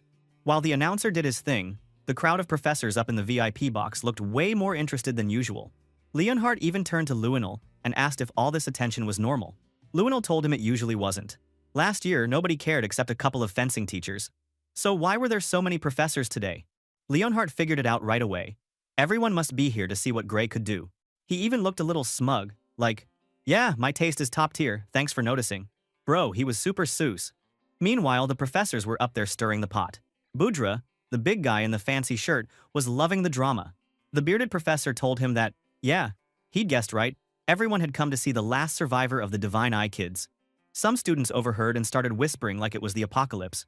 That's when Gray got hit with the news. He heard them say, "final," and asked what the hell they meant. The bearded professor acted all surprised, pretending nobody told Gray that his whole class was about to get axed. Budra leaned forward, grinning like a jerk, and straight up said the Divine Eye class was being abolished. Our guy looked like he'd just been slapped. He asked if that was actually true and turned to Ariel for help. Ariel stayed calm, but inside she was panicking. She was thinking if she told Gray the truth, he'd just go nuts, and maybe even use that dangerous power again, which could totally kill him in his current state. So instead, she told him not to let Budra mess with his head, and to just focus on the fight. But Gray saw her hand shaking and realized she wasn't telling him everything. Still, he answered that if she said so, he'd go with it. Budra just kept trash-talking, saying he couldn't wait to watch them embarrass themselves. Once Gray lost, everyone would just decide that her divine eye had finally gone dull. Pretty brutal. But our MC? He wasn't letting that slide. He turned around and told Budra that he didn't care if people insulted him, but nobody better talk smack about Professor Ariel's judgment. Even Ariel was surprised by that one. Budra lost it, asking what kind of power Gray even had, saying everyone who wasn't senile already knew Gray was about to lose big time. Gray just gave him the coldest stare and said, fine, he'd prove them wrong. Now Budra got so mad his forehead veins looked like they might explode. The announcer didn't care about any of this drama. He just told the students to split up and get with their teammates. Ariel watched from her seat, looking like she was trying not to cry but also smiling a little. She really appreciated Gray sticking up for her, but honestly, she was scared. If Gray had been fighting the top student, maybe he'd have a shot, but Deeble was another story. She remembered that Bradley, the nutjob scientist, had messed with Deeble's brain, making his reflexes freakishly fast. Basically, Deeble was a walking cheat code, probably the worst matchup for a guy who liked ambushes and tricks like Gray. She was low-key terrified Gray might try to use his big dangerous power. Back in the waiting area, Gray and Ariel shared this look. She told him not to worry about her and to please not go too far. Gray didn't really give anything away. He just smiled and said he knew. Then it was time for the main show. The announcer's voice boomed out over the crowd, telling everyone the top student match was about to start. Leonhardt and Luinol faced off in the middle. The rules were simple. Fight like it's life or death. But the arena's magic would keep anyone from actually dying. When the fight finally started, Leonhardt looked fired up. He yelled that he was coming for Luinol, who just waited, all chill and ready. They clashed swords so fast, sparks were flying everywhere. Luinol was on another level though. He deflected Leonhardt's attack, twisted around, and parried with precision. Luinol told him that, yeah, he was actually stronger than Luinol had been at that age, but now it was time to see if he could keep up. He went wild, and Leonhardt could barely defend himself. He keeps dodging until he reaches the barrier. As soon as Luinol's sword got close, a blue shield popped up around Leonhardt. His safe had triggered. The fight was over. The announcer called it Luinol for the win. The two of them bowed to each other, being all polite and sweaty, and then it was time for the next fight. The real one. The challenger match. Gray stepped onto the arena, passing Leonhardt, who just told him good luck. Our protagonist said thanks, but you could tell he was thinking hard. He'd already talked big, so now he needed to back it up. Our boy grabbed his sword and told himself that he'd already fought way worse things before. How bad could this be? Inside, he was thinking about all the monsters he'd fought before he rewound time. How, compared to them, this should be nothing. But this L psycho bastard is just dragging his sword across the stadium with this loud, screechy sound. The man's grin turned dark, his eyes went shadowy, and you could tell he was about to go full demon mode. With a laugh, he said he would send Gray to hell. Damn, this guy terrified me. As soon as the announcer said begin, our boy charged in. Their swords smashed together so hard it sent sparks flying and even knocked out a shockwave. But this bastard is so strong. Even our hero looked surprised. He couldn't push the enemy back. Inside, Gray was freaking out. He thought to himself that, damn, that hit was heavy. He remembered Professor Ariel warning him that Deeble's reflexes had been jacked up by some kind of experiment, but now it felt like his arm strength had been boosted too. The poor guy started wondering if any trick he could pull would even work now. With this kind of power gap, he was basically screwed. He thought about using his OP skill, but he remembered Ariel's warning. She had told him never to use that power, no matter what. If he did, the worst-case scenario was that he might actually die. Ariel had said that, yeah, the tournament was important, but it wasn't worth dying for. Plus, the arena's magic barrier wouldn't even hold up against that power, and he could end up killing his opponent for real. Oof. Our MC was in a tight spot. Suddenly, Deeble came at Gray with a wicked downward slash, but our boy barely dodged or blocked. Still stuck in his head about what he could and couldn't do. He admitted to himself that he'd risk his life to protect the Divine Eye class, but he wasn't about to kill someone in a school match. Still, the enemy didn't let up. He just kept pressing, his sword surrounded by a crazy purple aura, coming at Gray with wild, inhuman speed. But as they fought, our protagonist realized that this bastard movements were just too simple for someone with that much skill and power. He could tell that the guy wasn't lacking technique, he was actually holding back. And somehow Deeble's grin got even nastier. Our MC was wondering what the hell this dude was planning. Somehow, the fight got more intense. Gray was sweating, and Deeble went for another heavy attack, almost getting through his guard. He panicked, thinking he couldn't dodge this one, but somehow, he managed to block it anyway. He was shocked, because he was certain he should have been too slow. Then he realized that Deeble had actually pulled back at the last second, like he was testing him, not trying to win yet. Meanwhile, Professor Ariel was watching all this with a worried look. Her magic eyes glowed, and she suddenly noticed something bad. She muttered to herself, wondering what that power was just now. Deeble's body was starting to leak out this nasty, purple-black energy coming from his heart. The professors in the stands started talking trash. Budra, the smug jerk, acted like this was all proof the Divine Eye program was useless. Another bearded professor said, it looked like Deeble could end this whenever he wanted, but just kept dragging it out for fun. Everyone was laughing and acting like it was all over for our boy. But Ariel was not having any of that. She snapped, yelling for them to stop the fight because it was getting dangerous. Budra just acted all fake and polite, asking what could possibly be dangerous about a mock battle. The bearded dude explained that the whole arena had this powerful magic shield, so any attack that would be fatal would get blocked. That way, everyone could go all out without dying. He wondered why Ariel was so panicked, unless there was something she knew that they all didn't. Ariel shouted that of course she knew about the protection spell, but that it wouldn't keep Gray safe from what was coming. Suddenly, the whole vibe changed. Deeble just straight up went demon mode. Purple and black energy exploded off him, and he looked like this shadowy monster with glowing eyes. He then unleashed an attack that is so powerful, it literally cracks the arena, even destroying the barrier. But thank God Gray can barely dodge it. Ariel's eyes popped wide, pure horror on her face as she realized that crazy Professor Bradley must have planted something inside Deeble. She tried to use magic to stop the fight, but the barrier was too strong. She screamed that this was an emergency and told another professor to shut everything down. This wasn't swordsmanship anymore. It was a disaster. Budra and the bearded dude finally started looking worried, realizing things were going off the rails for real. Sensing there is no way out, Ariel yelled for Gray to run away, but our hero just froze. He realized if he turned his back on Deeble now, he'd die in a second. He was stuck. Deeble, now looking full-on possessed, charged at Gray, who was still bracing himself. Students all around the arena were screaming and losing it. The pressure is too big to handle. Meanwhile, Professor Heathcote watched from the stands, thinking hard. He said the professor's spells would take at least 30 seconds to break through the barrier, and that was way too slow. He decided Gray had no other choice and shouted advice to him. Heathcote yelled for Gray to think of his body as the sword, not to swing it, but to move his whole body with that power. Our MC was like, dude, you can't just drop that on me now, but if the professor believed he could do it, then he had to try. Our boy focused up, telling himself he was a single blade, trying to pour everything into that one idea. His sword started glowing with a wild black power, and energy lines shot out from his body. When the enemy attacked again, he moved with a crazy burst of speed and power. Suddenly, he was already behind Deeble, wondering how the fuck this brat attack become this slow. No, he realized he was the one getting faster. Bro literally got powered up in the middle of the fight. Anyway, the arena exploded in a flash of purple and blue energy. A massive red energy slash ripped through the air, showing just how dangerous things had gotten. Bro, Deeble was getting hit so hard, he went flying, and crashed into the ground so hard he made a huge crater. Yeah, we're talking like the attack was kind of meteor or something. Up in the stands, the professors were freaking out. Budra, the guy who always talks trash about the Divine Eye students, was actually scared for once. He shouted if Gray had just broken through the defense barrier, and his buddy, the bearded professor, was just stuttering, asking what kind of insane fight this even was. But back in the dirt, Deeble, who was pretty much a full-on purple demon by now, was just getting started. The dude stood up from his own crater, eyes glowing, and dark energy swirling everywhere. Our MC, meanwhile, was shocked. How could this bastard be unharmed? Professor Ariel yelled for him to stay sharp, telling him it wasn't over yet. Gray told her he got it, trying to keep himself focused, but honestly, it looked bad. Then, Deeble launched 100 attacks at our boy. Gray tried to fight back, deflecting and dodging this insane power. Looking at the arena getting destroyed, the professors up above were sweating bullets now. Budra just whispered, "What the hell was that monster?" Besides, Ariel wasn't giving up though, trying to use her magic to drop the barrier, but another professor told her there were still 10 seconds left. 10 long seconds with Gray getting tossed around like a ragdoll.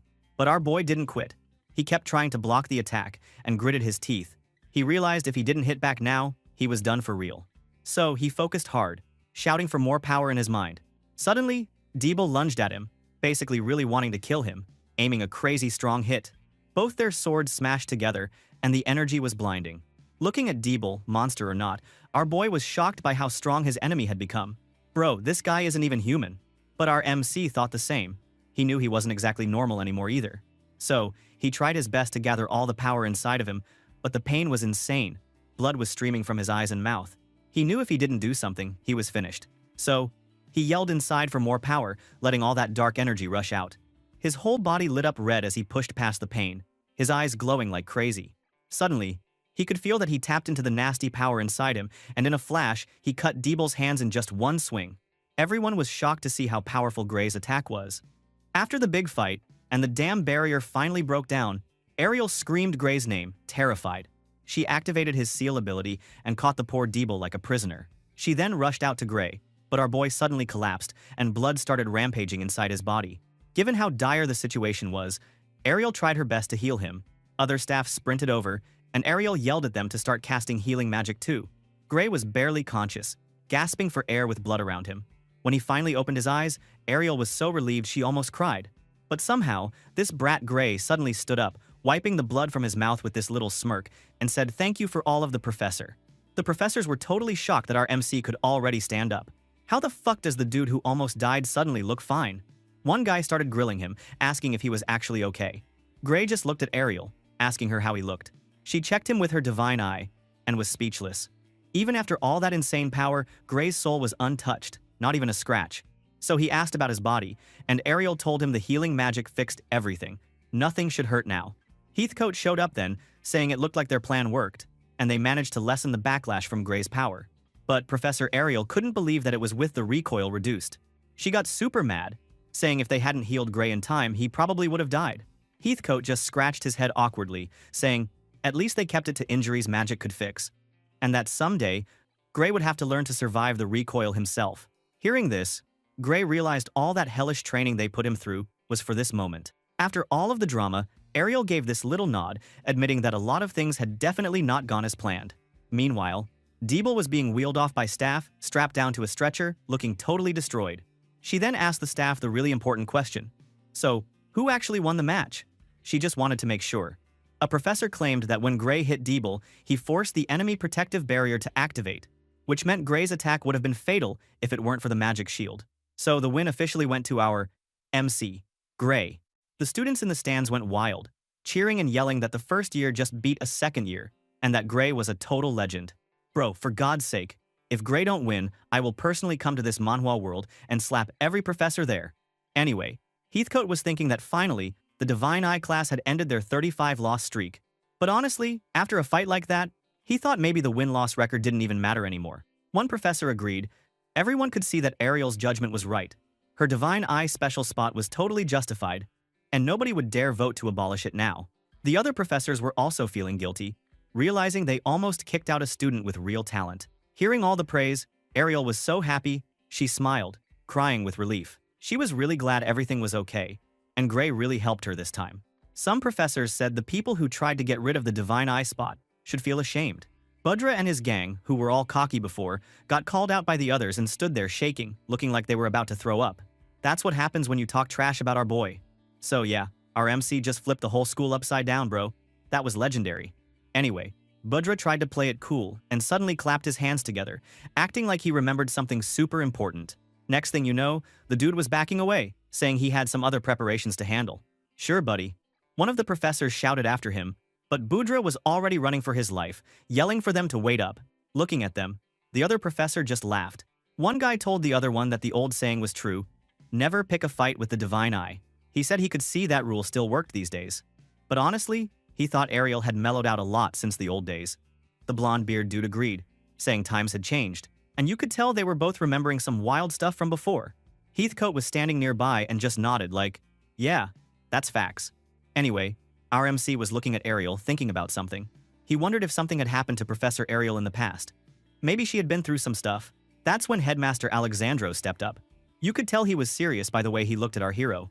He said now that the distractions were gone, he wanted to talk about a few things that were bothering him, specifically, stuff about Gray.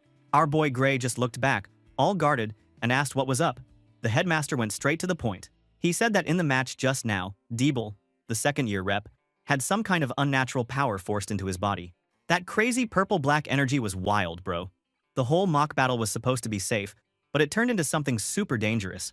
The headmaster admitted the academy should have caught that weird power before the match, so he put his hand on his chest and apologized for their mistake. But our hero just shrugged it off, giving a small smile and telling the headmaster not to worry about it. He said nothing bad actually happened in the end. That's our MC, trying to be chill even after all that. The headmaster thanked him, but he wasn't done yet. He looked at Gray again, super intense, and brought up how, after Deeble went berserk, Gray also unleashed something crazy. He said that power wasn't magic. It was way stranger than anything modern magic theory could explain. He wanted to know what the hell that was. Our boy just froze for a second, looking down and thinking hard. He knew he couldn't say anything about going back in time or the Liquidator's mastermind, so he just played dumb. He told the headmaster that he honestly had no idea what that power was. Alexandro didn't buy it at first. He looked surprised and asked if Gray really didn't know, even though he was the one using it. Gray stuck to his story and said he never knew he had anything like that until now. Ariel was standing in the background, and you could see she was a little annoyed. She was thinking that Gray was lying. She remembered he was already using that power way back when he fought the Ogre General. She had no idea what his game was. But Gray was silently asking her to go along with the lie, because he needed her to act like she was the one in charge of that power. He wanted to keep the attention off himself and keep her as a shield against the big threats. Ariel figured it out.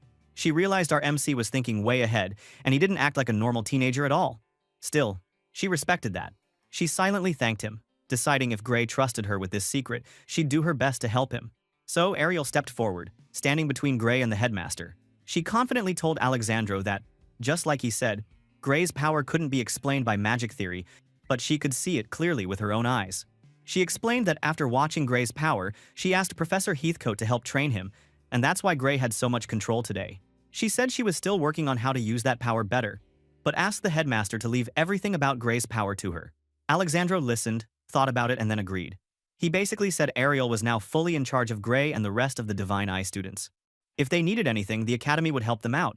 Bro. Ariel looked shocked and super thankful. That was a big win. Then the headmaster said they'd be heading to the special underground medical ward to check on Deeble's condition.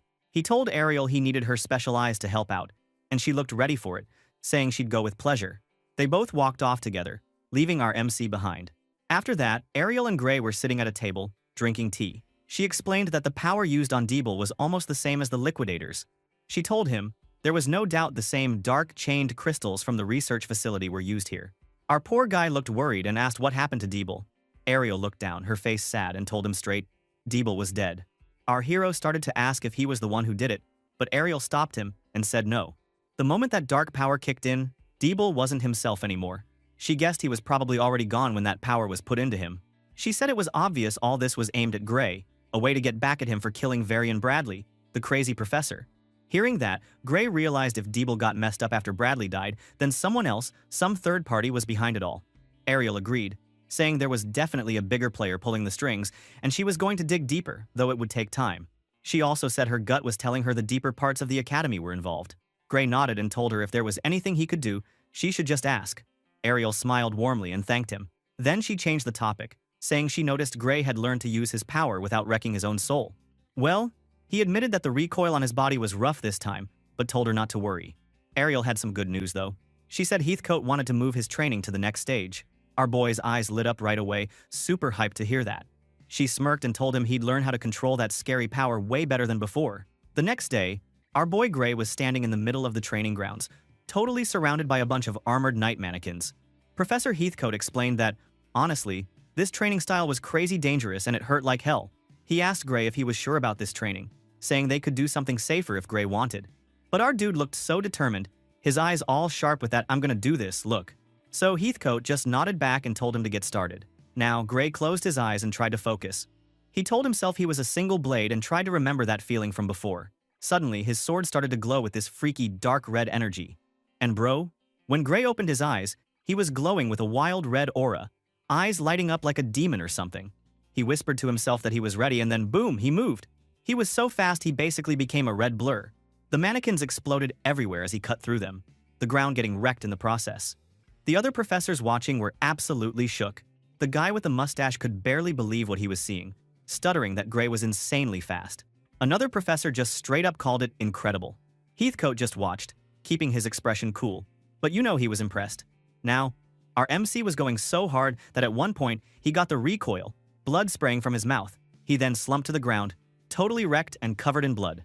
That looked rough, man. But then the professor activated their power, their hands glowing with green recovery magic. They started chanting and healing him, and slowly, the bruises and blood on Gray's face faded a bit. After all that, our boy was back up on one knee, breathing hard, still looking like he lost a fight with a truck, but he actually managed a tiny smile and thanked them. Heathcote told Gray he was looking good and that this time, he managed to hold that power a little longer than before. He explained that if he kept practicing, his body would get used to the pain, though honestly, it had still hurt like hell for a while. Our protagonist was thinking to himself that he didn't really notice how much it hurt before since he was so focused on fighting Deeble. But, yeah, using that power was super painful. Heathcote came over and told him that pain and suffering just meant he was pushing his limits, but he admitted this training was kinda over the top. He told him it was his own choice if he wanted to keep going. Of course, our hero just gripped his sword and said he'd do it again, one more time. You gotta give it to him. The guy doesn't know when to quit. Just as he was about to go in for round 2, you heard footsteps clicking on the floor. Professor Ariel walked up with her serious face on, telling everyone to stop. Gray called her name, but Ariel wasn't messing around. She said this kind of training was limited to once a day. Gray tried to argue, saying his body was healed and this way his soul wouldn't get hurt, right? But Ariel told him straight up that, sure, physical injuries could be fixed with magic, but if he got too hurt before his nerves healed, he could mess up his sword skills for good. She reminded him, probably with that scary teacher stare, that he understood that more than anyone. Our MC glanced at a faint scar on his arm, thinking back to when he got a really bad injury. Heathcote put a hand on Gray's shoulder and admitted he was kinda relieved. Ariel stepped in. Even he wouldn't want to repeat this brutal training on the same day. Our boy just looked down, probably realizing he'd been pushing it a little too much. Then another professor came over, looking super worried, and asked Gray why he needed to get stronger so fast.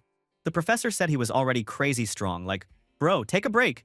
Ariel answered for him. She explained it was her fault for dragging Gray into the whole mess with Professor Bradley, and because of that, the dangerous people behind Bradley now saw Gray as an enemy. She even said it was possible the criminal group Blood Drinker might come after him too. She didn't think even heavy security would be enough to keep him safe. So, yeah, she told everyone that the only way to survive was for Gray to get even stronger. She looked down and apologized, clearly feeling bad about all of it. But our boy was telling her not to worry about it. What a bro. In his head, he was thinking that stopping the Liquidator experiment was his choice and his responsibility. He said he had to do it, no matter what. Ariel smiled at Gray, calling him an exceptional student. She told him all she could do was help him use his power the best way possible. But she also reminded our boy about the quickest and safest way for a swordsman to get stronger. Gray was confused for a second, so Heathcote spelled it out. Changing your sword was the fastest way. Gray looked down at his academy-issued sword, saying he thought it was already supposed to be a top-tier weapon. But Ariel explained that for any normal first year, it would be more than enough. But for our MC, not even close. She told him no ordinary sword could handle the force of his power. Then she pulled out this super fancy golden key, smirking like she had a secret. She said she'd take Gray to her vault. Heathcote was shocked, asking if she was really going to give Gray one of the weapons from there, even though he was still a student. But she just told him the boy had earned it. Gray looked surprised, but she had already used the key. But suddenly the air cracked and a door opened in front of them. She looked back and told Gray to come with her. After that, Gray walked inside the secret vault, and bro, he almost had a heart attack. Honestly, who could blame him for being speechless? The room was packed, seriously, packed, with mountains of gold coins, shiny jewels, and everything you could dream of. Our hero took one look and basically thought, holy crap, this was insane. Ariel started looking around, wondering out loud where the sword section was again. Heathcote spotted it, pointing the way, and they all headed over. And well, walls covered in swords, from huge and heavy to small and mean-looking. It was like walking through a museum of weapons that could end you. Ariel looked at Gray and Heathcote and told them that the plan was simple. Pick out a sword that worked for our MC. Gray just stood there, thinking there were way too many dangerous swords for one person to even process. Heathcote was kind of blown away too, thinking you couldn't find a sword collection this epic anywhere else in the world. Ariel said she would love it if Gray could test them all at full strength, but because of his crazy power, they could only try one sword per day. So, they'd start with a few and work down the list. She pointed to the sharpest one to try first, this massive two-handed sword. Our boy just grabbed it and said it was kind of heavy, but Ariel just smiled and told him it cut really well. They then moved to a testing zone, and she told him to give it a swing. Gray took his stance and then swung that giant sword with all he had. Bro, the blade could literally slash stone, and when the dust settled, Gray looked at the mess he made and actually smiled, saying it was amazing. Heathcote admitted it was pretty powerful, but maybe a bit too heavy for actual fights. Ariel agreed, saying a sword was useless if you couldn't hit anything with it. She added that it might be good against giant monsters or buildings, like if you needed to chop up a divine beast or smash a fortress, it could come in handy. Well, Gray wouldn't have to take it around everywhere, since she was also giving him a magic pouch where he could store it. Our boy was surprised, asking if it was really okay to give away something this wild. Ariel just shrugged, saying it was better than letting the sword sit here gathering dust, and that it made more sense to have someone use it. Then she got serious for a second. She said, when Gray had to face whoever was really behind Varian and the summoning of the Liquidator, could he honestly say he wouldn't regret not having a sword like this? That hit our boy hard. He flashed back to some rough memories, himself, bloody and crying in the rubble, thinking about how all his training hadn't been enough in the end. But right there, holding the new sword, Gray's eyes filled with that stubborn dude energy again. He thanked Ariel for letting him borrow it. The professor told him to be careful not to show the sword off unless he meant to use it. Our dude wanted to know why, and she straight up dropped the bomb. That sword would sell for at least 10 billion, or no less than 10,000 gold coins. Gray's jaw just about hit the floor. He started freaking out, saying there was no way he could keep something that expensive. But Ariel gave him a death glare and told him she didn't accept returns. She crossed her arms and told him she wasn't lending it, she was giving it to him. She said he'd hold back if he was only borrowing it, and they needed him to go all out. Gray was still thinking she had to be joking, but Ariel was dead serious. She even said if she could protect the Divine Eye program for 10 billion, she'd do it in a heartbeat. She called the sword a late reward for everything he had done. Gray tried to argue, but she just went all scary teacher on him, asking if he was trying to say her Divine Eye special admit wasn't even worth 10 billion. That shut our boy up real fast. He said no way, thanks her, and promised to take good care of the sword. Ariel was happy with that. Then she changed topics, saying they also needed to find something more ordinary, something Gray could use for regular battles. As they walked, our protagonist admitted he never expected Ariel's stash to be this out of control. But Heathcote just said, of course, Ariel was the real deal. He explained that no one in the world had a better eye for value than her. She could make as much cash as she wanted, thanks to her freaky divine eye power. Well, bro, it makes sense. Imagine being the best item appraiser in the whole world, of course. She would be freaking rich. Anyway, Ariel asked Heathcote, as a teacher, which sword he thought was best for Gray. After looking around, the professor picked out a sword with a golden hilt and a simple, fancy blade. Gray checked with Ariel if he could try it, and she gave him the go-ahead. Our MC swung it a few times, fast, with a lot of power, but something felt off to him. He said it was a good sword, but it didn't feel right in his hands. Maybe he just wasn't used to it yet? Heathcote agreed, saying it didn't really suit Gray. He then pointed out another sword and explained that it was made for experiments, but maybe it would fit Gray better. Our MC looked at this sword. Wow, the sword is so pretty with a calm blue aura blazing around it. Instantly, he wanted to know what the hell kind of sword this was. He then took the sword and instantly noticed something weird. This thing was super light, way lighter than he expected. But then he realized it didn't even have a sharp edge. What kind of sword was this supposed to be? Heathcote explained that this sword was just for experiments. It wasn't made for real battles, more like a test dummy with new tech. It didn't matter that it was just a slab of metal, because it was insanely tough. He told Gray that maybe, for a crazy strong guy like him, a sword like this was just the right fit. Our MC asked if he really didn't need a sharp blade, with all the freaky power he had.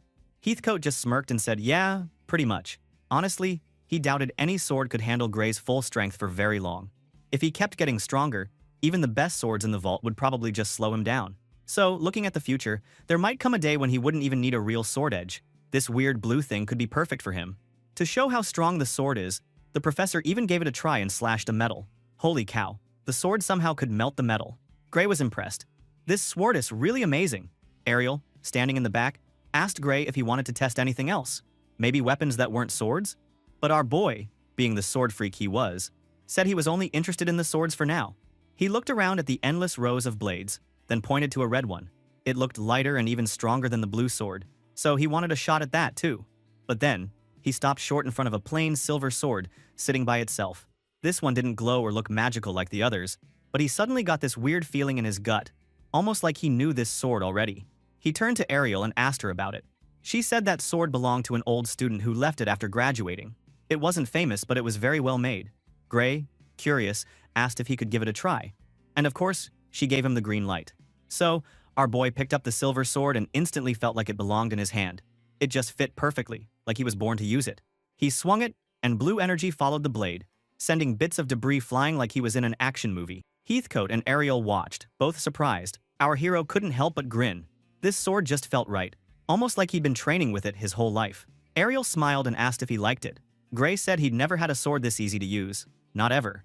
She nodded and said they should test it properly to see if it could keep up with his power. But our MC hesitated, worried about breaking someone else's sword. But she told him not to sweat it. That sword would be happier getting used in a real fight than just rusting away in storage anyway. So, Gray finally agreed, but he wanted to know more, like, who made this awesome sword in the first place? She told him it was made by someone named Metallum Norum. That name hit Gray like a lightning bolt. In his head, he realized that was the Metallum Norum, the most legendary magic swordsmith in the world. This was basically like finding a lost masterpiece. Next thing you know, the whole group moved to the huge outdoor arena at the academy. Sun was shining, birds were flying, and everyone was ready to see what this sword could really do. Ariel wanted Gray to push the sword to its limit, test how strong and tough it was. She started by handing him the weird blue experimental sword, saying they should try the most unusual one first and see how it worked with Gray's wild power. Our boy stepped into the arena, holding the blue sword. He closed his eyes and tried to summon his dark energy, but something was off. The energy just kind of fizzled and floated around in pieces. He looked confused. He apologized and said he'd try again. But no matter how hard he focused, that special red power wouldn't flow right into the blue sword. It was like the sword just didn't want to work with him. Ariel noticed right away. She asked him if he felt any different. He said no, nothing weird with his body. So, she guessed it was the sword itself that just didn't fit his power. She told him to put it down and pull out something more normal. So, she reached into her magic pouch and pulled out the plain silver sword, the one that already felt perfect in Gray's hand. She handed it over to our hero and told him to give it a shot. After holding the sword, Gray tried channeling his power again, thinking that he was a single blade. Suddenly, the sword began glowing red, and our guy realized his power could be transferred into this sword. For a second, our MC heard a voice inside his head, which freaked him out. The voice sounds like, "White, time has come," and another random thing. He looked at the sword, all confused, wondering if he just imagined it or what. On the sidelines, the professors were watching. Heathcote said that using that sword, triggering Gray's power shouldn't be a problem. Gray wasn't done yet, though. He took a deep breath, face all serious, and yelled that he was going for it. Next thing you know, he just zoomed forward, way faster than any normal person, and started slicing up those dummies like a beast. Every time his sword moved, it left a trail of crazy red energy behind. He was thinking that the power felt the same as before, but this time, the sword swung so easily it was almost unreal, and his whole body felt super light. Bro was basically a tornado, moving so fast that red streaks flashed all over the arena, smashing helmet after helmet, and turning the dummies into smashed bits. When it was all over, Gray was standing in the middle of the destroyed dummies, panting hard, looking around in total shock. He even wondered out loud if there were any targets left, because he totally wiped the floor with them. Last time, he could only cut down half, but now, he was the king of the arena. Professor Ariel looked worried and called out to him, asking how he was still standing. Our poor guy looked confused, blood trickling from his mouth, and then everyone saw he had a nasty, deep cut across his chest. Ariel freaked out and yelled at him to drop the sword. The sword hit the ground with a loud clang, and Gray just dropped to his knees, clutching his chest and coughing up more blood. Ariel and the other professor rushed in, casting healing magic, and Gray got all wrapped up in this green glow, but he still looked like he was dying. Heathcote helped him up, telling him not to push himself, and Gray apologized, feeling weak as a kitten. Ariel warned him that losing that much blood would totally drain his stamina, even with magic. She told him he ought to rest for a bit. Heathcote tried to cheer him up, though, saying that our boy had pushed past a limit he couldn't break before, so that had to be a good sign, right? Well, Gray hardly sounded convinced, but he agreed. Ariel jumped in again, being all strict and saying that moving around without even noticing your own injuries was pretty reckless, and that in a real fight without a healer, he'd better not try anything that dumb. She then took the sword and noticed it didn't even have a scratch on it. She thought it was an amazing weapon, and even wondered if the glow was getting stronger, or maybe she was just imagining things. Then her eyes went wide. Something was up. Gray saw her freaking out and asked what was wrong. And then, boom, a huge explosion went off far away at another building on the academy grounds. Everyone was confused. What the fuck was this explosion? While the students and teachers all started running for their lives as debris started falling from the sky. One of the instructors shouted to run, and another told the teachers to put up barrier magic to protect everyone. These blue shields popped up everywhere, but you could tell everyone was panicking. Gray kept asking what was going on, looking totally lost. Heathcote explained to him that the explosion came from the hazardous materials vault, a place that was supposed to be mega secure. He said there was no way this could be an accident. Someone had to have blown it up on purpose. He remembered seeing something like teleportation magic right after the blast, which made things even crazier. He wondered if someone had just robbed the Academy HQ in broad daylight. Some of the other professors couldn't believe it. They said the vault had anti-teleportation magic and was built to survive pretty much any explosion. Ariel, always the smart one, said she saw liquidator energy in the smoke and figured they must have used some kind of special crystals made in the underground lab to smash the wall and break the anti-teleportation field. Now, our MC was really worried, realizing the people who caused the explosion must be Varian's allies. Some major bad news. Were these guys actually attacked the Academy HQ for real? Dude, this was a full-on disaster.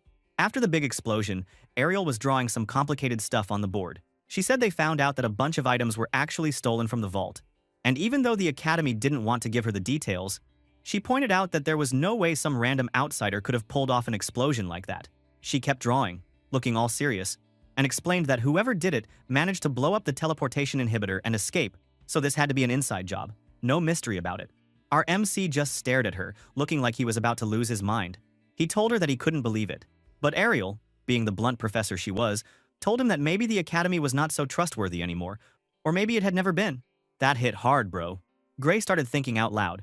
If the Academy was really controlled by the enemy, then those people could just use their own power to snatch whatever they wanted from the vault anytime. But then he realized, the only reason to go through all the trouble of blowing things up was because they had no legal way to get what they needed. They had to do it the dirty way. Well, Ariel agreed with him and said she didn't know what the Academy's top bosses were thinking. She figured out that the main troublemaker was probably the Blood Drinker gang, and those jerks had snuck into the Academy too. That made our MC look even more worried. He started thinking about Bella, the girl whose parents got killed by the same bad guys, and her sad, glowing eyes flashed through his mind. Ariel switched to warning mode. She told our boy that since he killed Varian, he might be the next target, so he should stay sharp, especially whenever he left the Academy. Our hero got all serious and said he understood. Then he quietly walked off, carrying a book and looking like he had way too much on his mind. Next, it was lecture hall time. The place was packed with students, but everyone looked like they just got bad news. Heads were down, and you could feel the stress in the air. Our MC glanced around, trying to figure out what was going on, and wondered if the mood had anything to do with that big explosion. He went up to a couple of guys and asked if something happened. One worried student asked if he even got the notice about the outdoor marching drill that was sent to his dorm. Gray remembered a crumpled paper and finally realized, oh, right, he did get something like that. The other dude started explaining the drill. 16 hours of marching and combat training per day in a forest full of monsters, with professors tagging along. All of that was going to last a whole week, plus extra fighting lessons. Brutal. The worried student just lost it, asking how the hell our MC could stay so chill hearing news like that. 16 hours, bro. That was insane. He started freaking out even more, talking about how students barely got any sleep and half of them dropped out every year because of this nightmare drill. But our MC, who seriously had nerves of steel, just shrugged and said that in real battle marches, you never knew when you might get attacked, So at least this one had a set time limit. He even called that generous, which was kind of wild. He flashed back to his own rough past. When he trained to kill the liquidator, the commanders just dumped him and his squad into monster-infested mountains with no rules, no bedtime, and told them to survive. People got hurt, and some almost died. So yeah, he was not impressed by the academy's so-called hard training. Well, they had professors around, so nothing crazy like that should happen. Hearing that, the other guy just stared at him, thinking he was totally out of his mind. Then, Leonhardt, that sword prodigy, showed up, grinning and telling our MC that nothing could scare him after all that training. He was clearly impressed.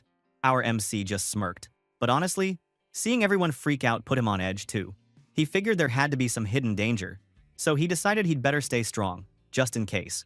Next thing, everyone gathered at the academy gates. Professor stood up front looking all official, and the head guy explained that the annual outdoor drill was starting. He told them it would be tough, and if they couldn't finish it, they might not even make it to their second year. No pressure, right? He told them to try not to fail. Our MC looked out at the wild, empty land ahead, the edge of the Quinta continent. He wondered why nobody lived out there, since it looked so untouched. And then, it was go time. The students, all geared up with backpacks, marched out through the gates, following the professors into the wild. After a while, Professor Heathcote led a group straight into a thick forest, totally ignoring any real path. One of the students asked if they were even on a trail. Heathcote told him that it wouldn't be real training if they took the easy route. The students were already exhausted, looking like they just wanted to go home. After walking for a while, one poor guy was about to pass out, asking how much longer they had to walk. Heathcote, totally chill, said it had only been 8 hours. They were halfway done for the day. The students looked like they wanted to cry. The professor tried to boost their spirits, saying their bodies would get used to it and soon they wouldn't even notice the pain. The tired student was not buying it. He thought Heathcote was lying straight to their faces. Meanwhile, another student pointed out that Leonhardt was still going strong, looking like he was just out for a stroll. And our MC was also walking like it was nothing, which was seriously insane. A girl also whined about being tired. But out of nowhere, a big red spider monster jumped from the trees, aiming right for the tired girl. She screamed, but Gray's senses were faster, and his dagger whipped out, pinning the spider to a tree like it was nothing. The girl thanked him, still shaking. But our boy just told her to be careful. Some of the bugs out here were poisonous. Leonhardt watched all this, thinking to himself that our MC wasn't just walking, he was also ready to fight at any second. He couldn't spot a single opening in Gray's guard, even after 8 hours of walking. He wondered how much training it took to get that tough.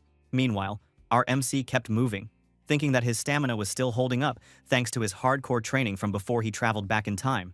He remembered how bad things used to be, screaming, exhausted soldiers barely making it through the night. Getting real sleep now was actually a win, but he was still worried. He remembered Ariel's warning, stay on guard, especially outside the academy walls. Our MC scanned the forest, staying sharp. He figured this march was dangerous because it took all the students out into the open with barely any security. And the worst part? The academy knew exactly where they all were. He clenched his hand, hoping nothing bad would happen. After a while, one professor suddenly told everyone to stop. The students were already half dead from marching, so they could barely even stand straight. The professor said that from now on, they'd be doing a meal training exercise. The students' eyes lit up.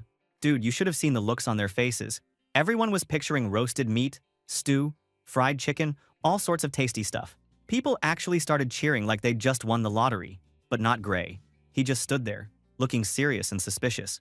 He thought to himself that the name meal training sounded way too sketchy. Poor guy really felt like something was off. The professor heard the students talking about a break and kind of laughed at them. He asked what they were talking about. A break? He told them that on a real march, you had to cook your own food, and nobody was going to serve it to you. That was when the mood crashed, fast. All those tasty food dreams just shattered. The man went on to explain that he divided everyone into squads so that each group had a fair shot, with the strongest and weakest mixed together. He told them to grab the cooking tools from the crates and get to work. Our protagonist checked the blackboard for the squads and saw he was the leader of Squad D. Isaac, Rumia, and Benus were with him.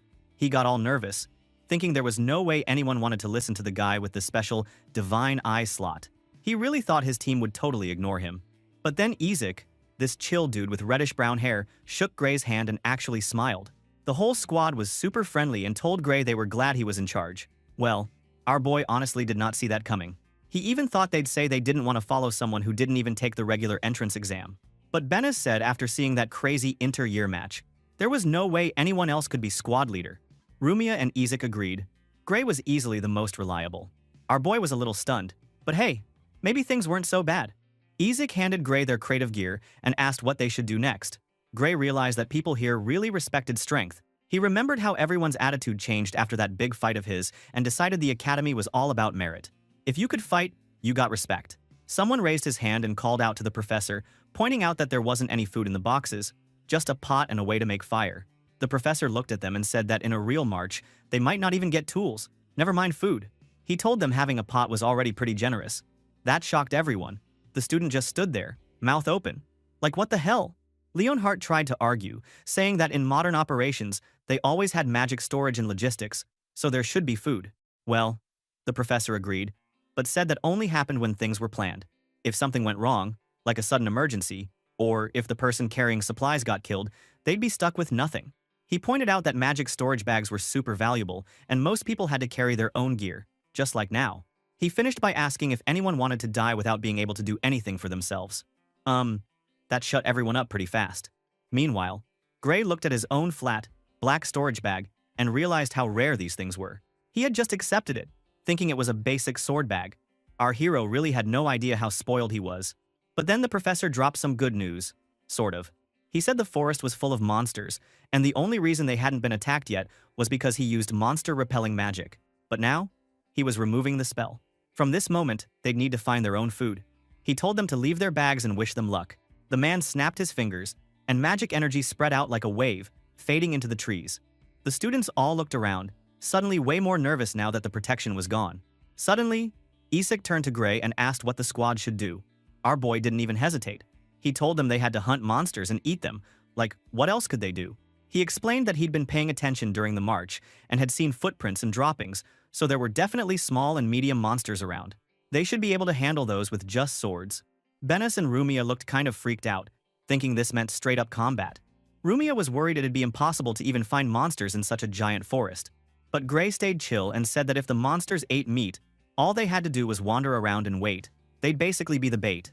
One guy nearly had a heart attack at that, asking if Gray really wanted to use themselves as bait. Our protagonist pointed out that if they just sat around, they'd have to fight the other squads for any food at all. So, moving away from the main group was the smart play. He added that if the others didn't want to fight monsters, they could always eat bugs or snakes instead. Bugs were an acquired taste, but snakes actually tasted pretty good if you cooked them. In forests without monsters, learning to eat stuff like that was important too. That got Rumia all fired up. She suddenly said she really wanted to hunt monsters instead. The rest of the squad lined up behind Gray, saying he was the leader and they'd all follow his call. Even the nervous guy finally agreed, and Benes said that if Gray said so, it was probably the right move. So, into the forest they went, our MC leading the way, his eyes sharp and focused. He crouched down, checking out tracks and signs while the others watched, some nervous, some just curious. Then he paused, like he was waiting for something. He told the group that something was coming. The squad didn't get it at first, but then the whole forest suddenly got dark and heavy. Next thing they knew, a massive, fiery bear monster burst out of the shadows, flames flickering around its face and all. Every squad mate just stared, frozen in shock.